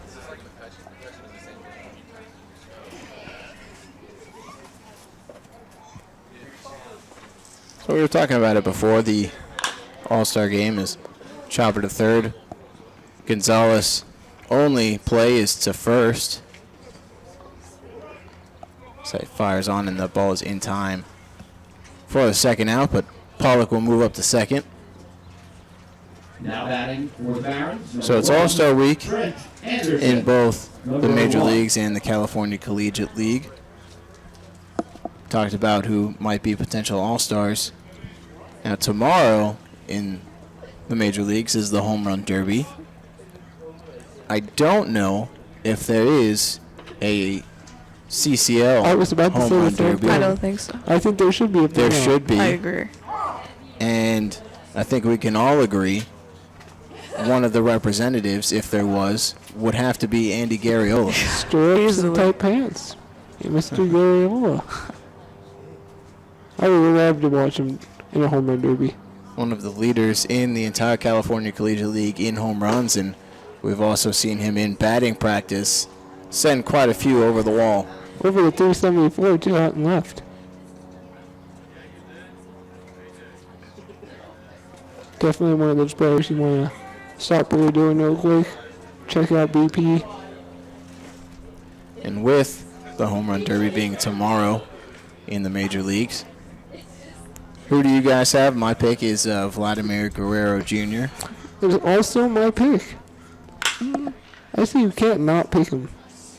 Fly ball into right center field. Forte will track that one down, though, Ladies and gentlemen, it's and make the catch for the final out of the inning. Barons led things off in the inning with a single, but can't bring them around.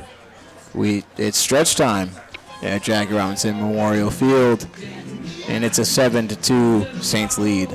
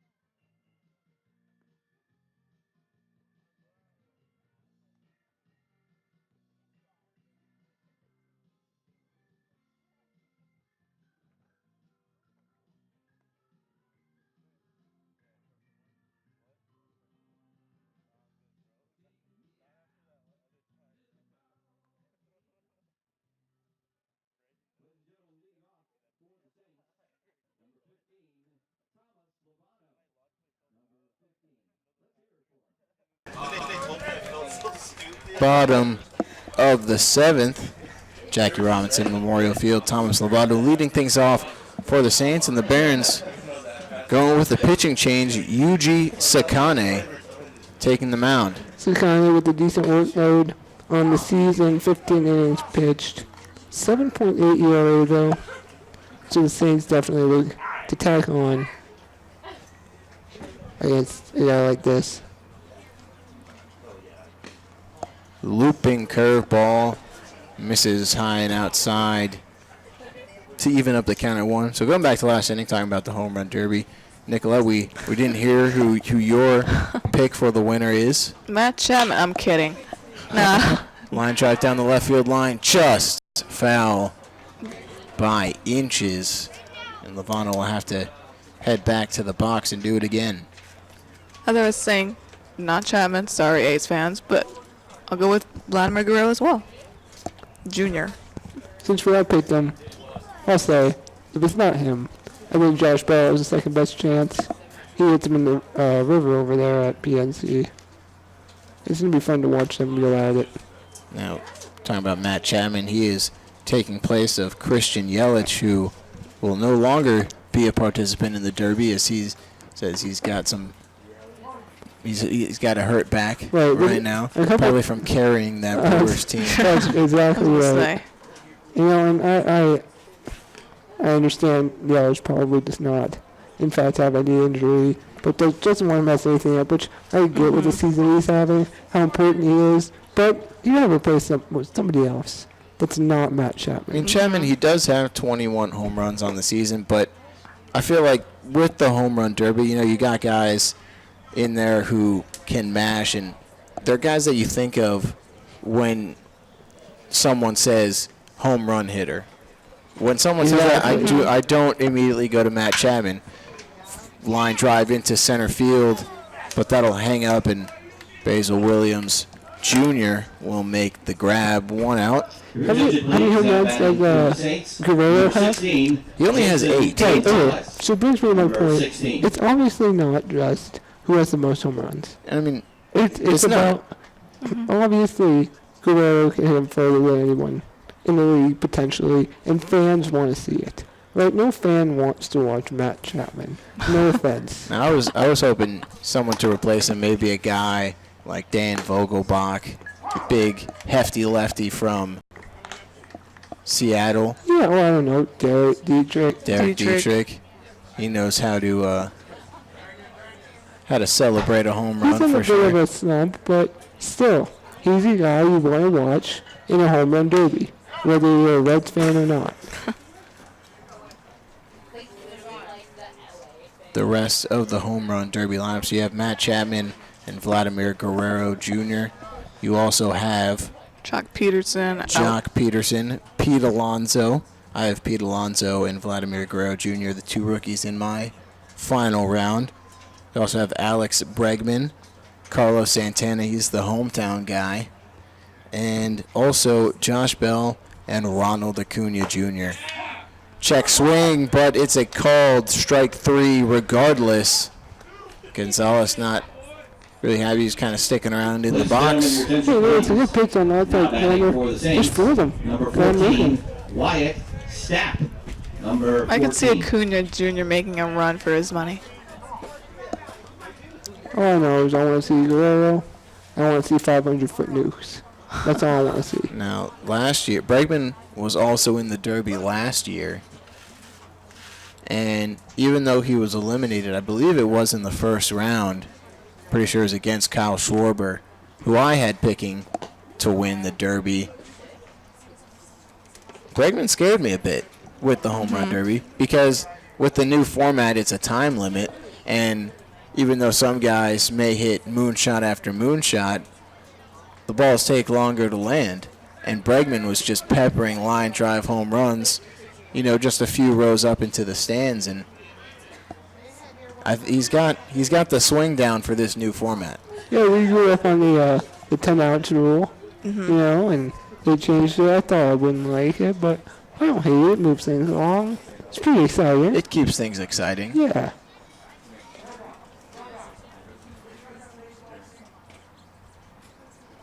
I mean, I when they decided to change it, I wasn't sure how big of a fan I would be, but I have grown to really enjoy it.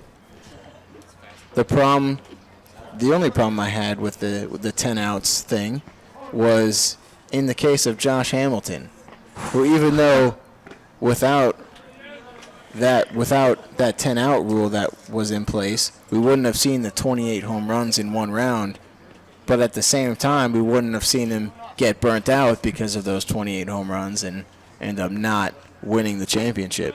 Yeah, because of it now, any records, like that one or whatever, are now pretty much immortalized because that won't be happening anytime soon with the time limit. So it was fun while we had it. Ground ball gets past the diving Freeman at first base, and Stapp has himself a 2-out single. Your attention, please. Now batting for the Saints. And also with the time limit, the rule is that whoever's throwing to the batter has to wait until the ball lands, and there's supposed to be an umpire that signals, hey, you're allowed to pitch. And going back to last year, definitely it was a case of, Harper was the hometown guy. He was in the final round, and watching the replay, his dad, who was the one throwing BP for him, was definitely pitching well before any of the balls had landed. But at the same time, I was kind of okay with it because, again, he was the hometown guy. Everyone was assuming it was probably his last year in Washington. And it was an electric atmosphere. And I think it was really cool to see. Yeah, it's one of those... Pick off to first. Had Stapp leaning to second. He's now on a rundown. Well, I say rundown. He just lets Ortiz tag him. So Stapp picked off to end the inning. We head to the 8th. Saints lead 7-2. You're listening to the Saints on YouTube Live, your broadcasting home for Arroyo Seco baseball.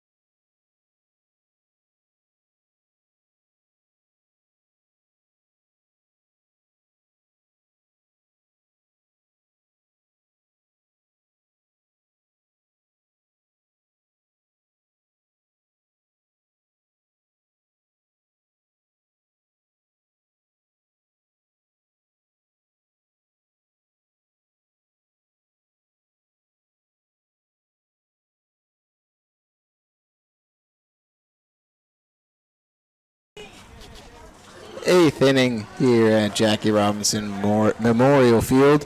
Channy Ortiz getting things going for the Barons. 1 for 3 on the evening. Grounded out, singled, and then another ground out. Pitching change for the Saints. Chris Burnett comes in, 8 innings pitched on the season, 2.25 ERA. One of the more solid Saints pitchers. Looking to hold it down, 7-2 lead in the 8th. So the final line for Hayden Harris, he goes 3 innings, faces 11 batters, does not allow any runs, surrendered 3 hits, also struck out 3 batters, did not walk anyone. Looks like there's good fastball working today for Burnett. And Harris, too. That fastball working seems to be a theme for the night. Burnett, well, you'd say he's got the fastball working. His that ball is skied into foul territory near third base. Jason Gonzalez reaching into the dugout over the railing, makes the catch. And there's 1 out in the 8th. And those are always nice plays to watch and to make. The leaning grab. And he didn't fall into the dugout, but also good hustle from Gonzalez. Yeah, I know those at home can't see it, but fantastic play leaning over into the Saints dugout. First pitch line drive into right center field, but Scott with a good read off the bat tracks that one down. 2 outs. Kept one foot on the ground, leaned over, reached in, snagged it from the dugout. Now what I was going to say, 2 outs ago now at this point. Things are moving fast. Burnett, again, you're talking about having the fastball working. He's also got the flow working. Yes. He's got quite the mane. That sunshine look. And remember the Titans, which I will bring up every broadcast. By the way, there will be a way to do it. That is fair enough. Yeah. More than fair. Classic movie.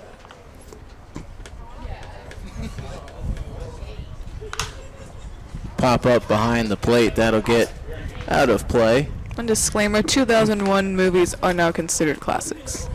I'll take it after a good enough movie. Classic in my book. It's a Hall of Famer in my book. That's a line from the Titans. Just to let you know. Ground ball down the first base line. Gets past Robles, but it'll be called foul. So 2 strikes to Kyle Freeman.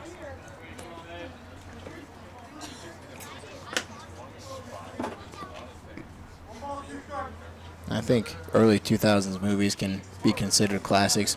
But what's weird is that, honestly, you could probably consider late 2000s movies classics. Oh, yeah. Yeah. Because at this point, they're at least 10 years old, which is really weird to think about. I honestly still consider 2009 to be like 4 years ago. I do too. Yeah, man. And we're halfway done with 2019. We'll be into the roaring 20s. Old sport. 1-2 gets High Freeman fastball. swinging with the high fastball. Reminds me of a Disneyland restaurant, Blue Bayou. Oh, wow. Whoa. Okay. And that does it Whoa. for the top half of the 8th inning. I'll write that one down. Go to the bottom half. Saints lead 7-2.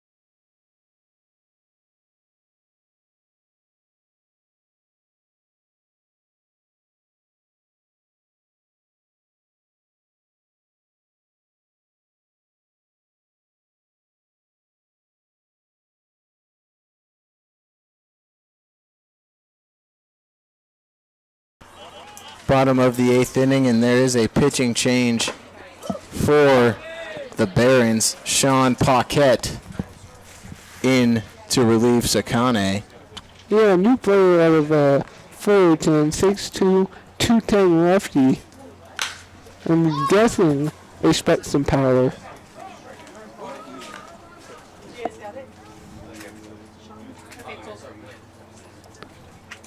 Goes to LMU.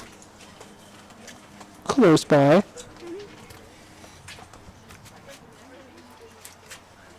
Oh, 2 pitch misses inside. So McCarthy, who's back out in the box, he was the batter.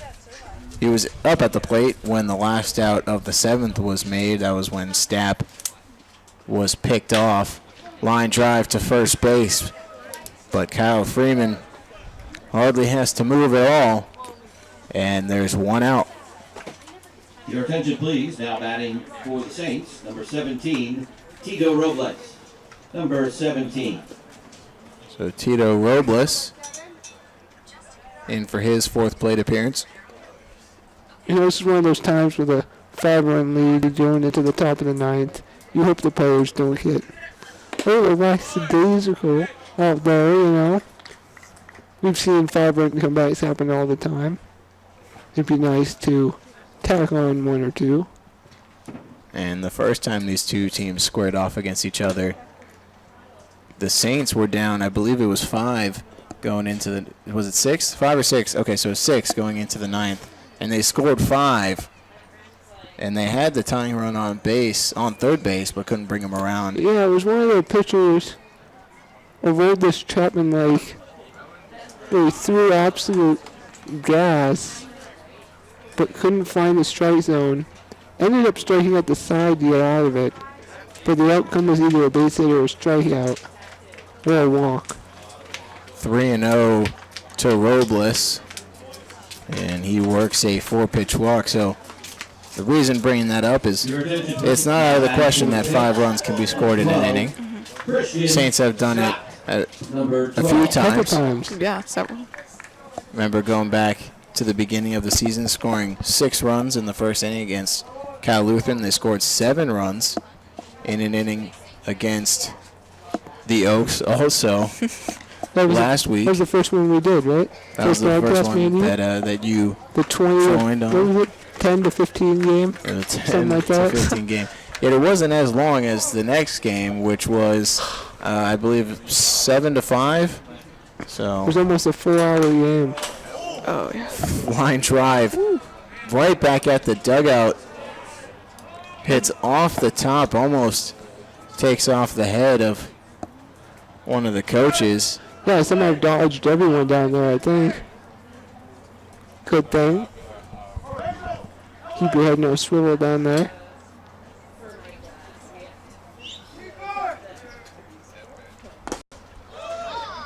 Big swing from Scott. Comes up empty, 0-2. And the Saints, they did score 4 in the 3rd inning this afternoon. So we know that the Saints are definitely capable of putting up some big innings. I was going to say, that's a recurring theme for the Saints. Big innings. Kind of no flinch. Kind of allowing the team to sleep and then breaking out for 5, 6, sometimes upwards of 7 runs. Thomas Lovano saying they have sort of a don't wake the sleeping bear mentality where they might be quiet, but they can break out at the drop of a pin.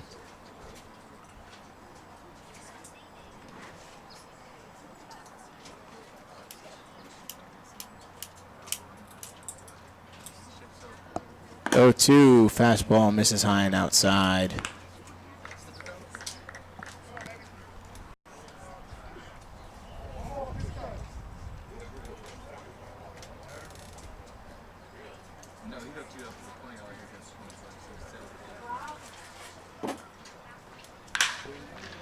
Fly ball into the left center gap.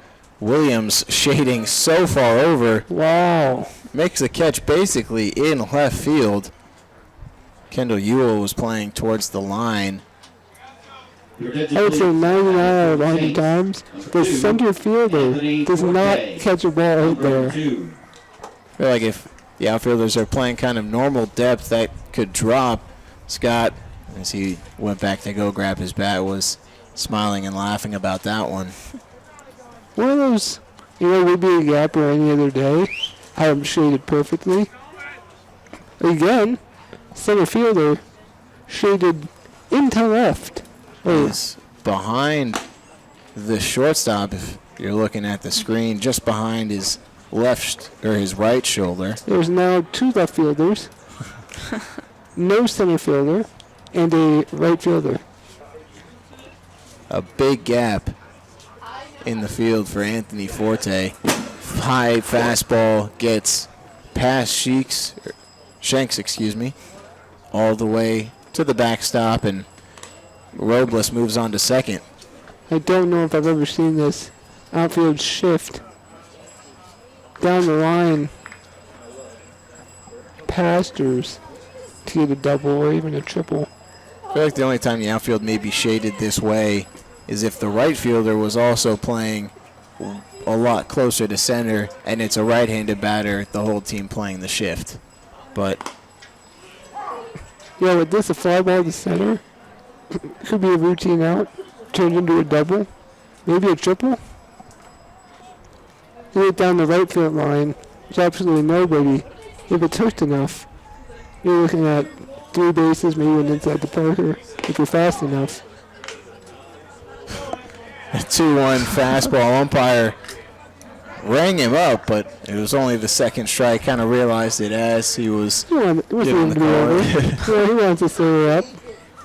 2 strikes is enough. Up by 5, he'll be good. It's a vote of confidence, really. The 2-2 pitch, fastball. That one is strike 3. Struck out twice on one at bat. So Forte goes down swinging for the final out of the 8th. Head to the top of the 9th. Saints looking to close this one out. They lead 7-2.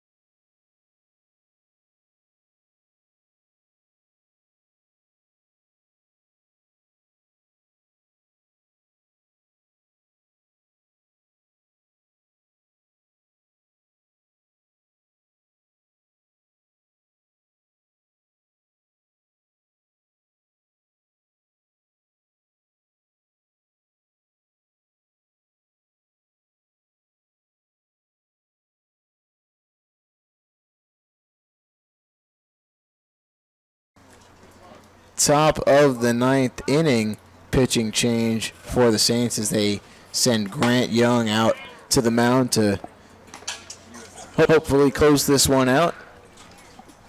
Grant Young, 9.67 innings pitched on the season, 9.31 ERA.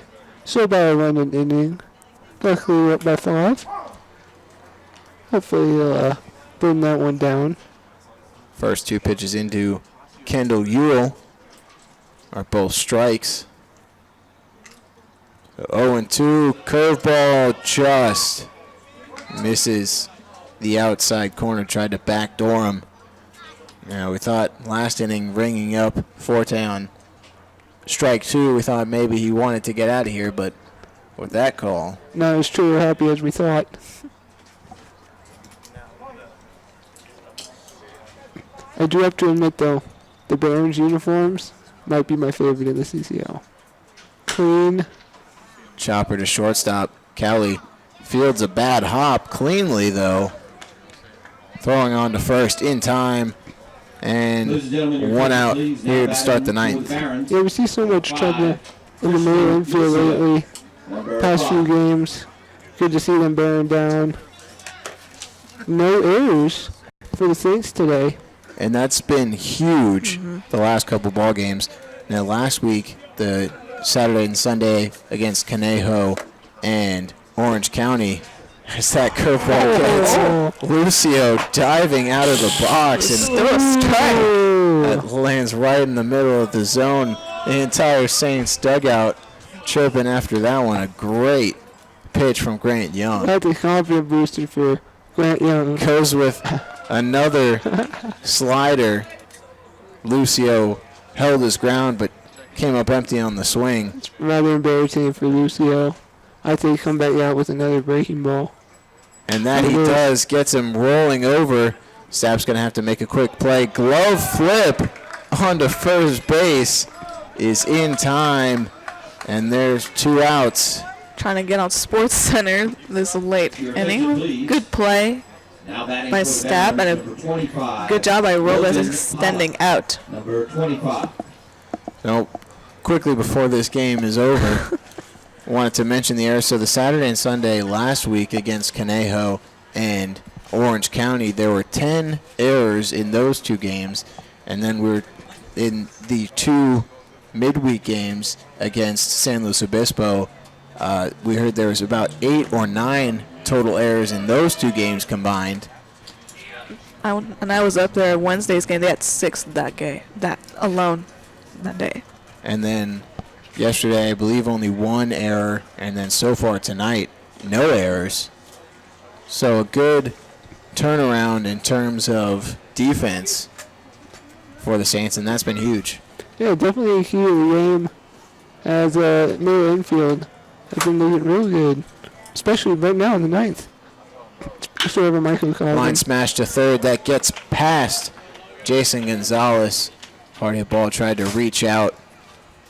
Arms just not long enough to make the grab. Number 10, Jacob So Paula keeping the Barons alive here in the ninth with a 2-out single. And that brings up Jacob Shanks.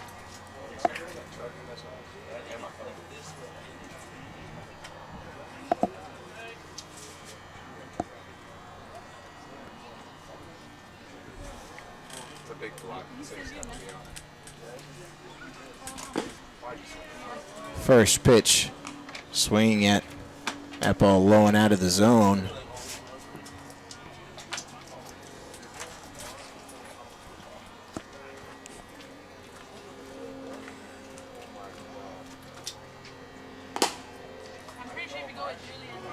Out, fastball misses low and inside. 1-1 to Shanks. We're a little over halfway on the season too, right? Just at that halfway mark, I believe. We end at the, I believe it's the end of July. Saints are still a few games back from first.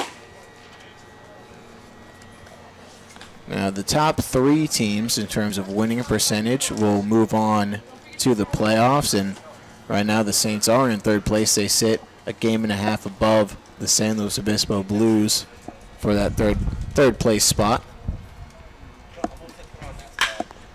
Fly ball into deep left field. Russell going back, and that'll one-hop the wall. Pollock being waved home all the way around from first. Throw is wide. McCarthy throwing down to third to get Shanks trying to advance, and he is thrown out to end the ball game. Terrible base running right in the ball. Not smart base running. You never want to make the final out at third. Out of the game. And that is, not just the final out of the inning, final out of the game. And with that, tomorrow evening. Right back That spells the end of the ball game our game against the San Luis Obispo Blues. as the Saints win by a final score of 7-2. You're down by 4. The one thing you need is base runners. You're not down by 1. You don't need that run on third.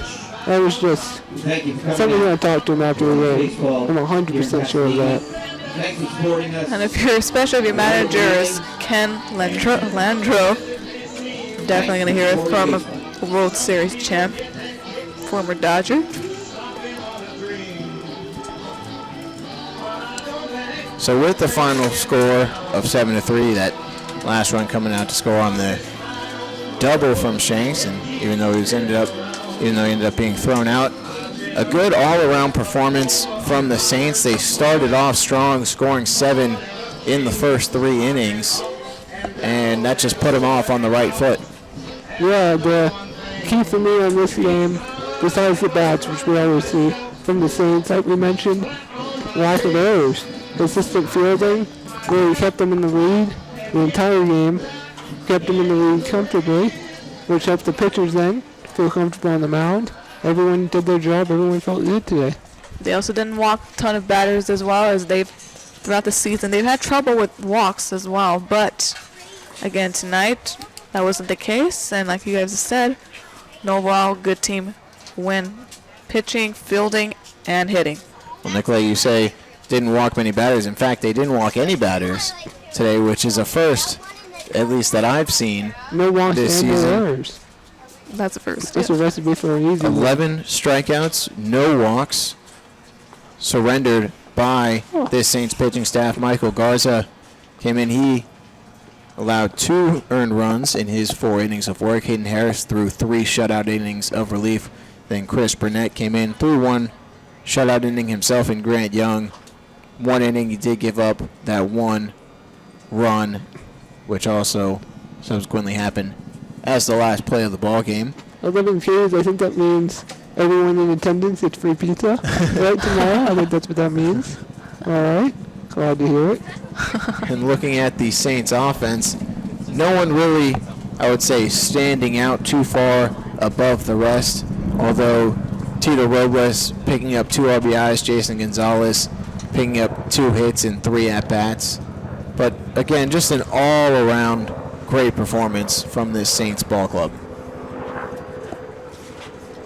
As a coach, that's what you want to see. You want to see, sure, obviously the wins are great, but it's even better, a way better feeling when, like I mentioned, you have triple threat. You get the fielding down, you get the pitching down, and the hitting down.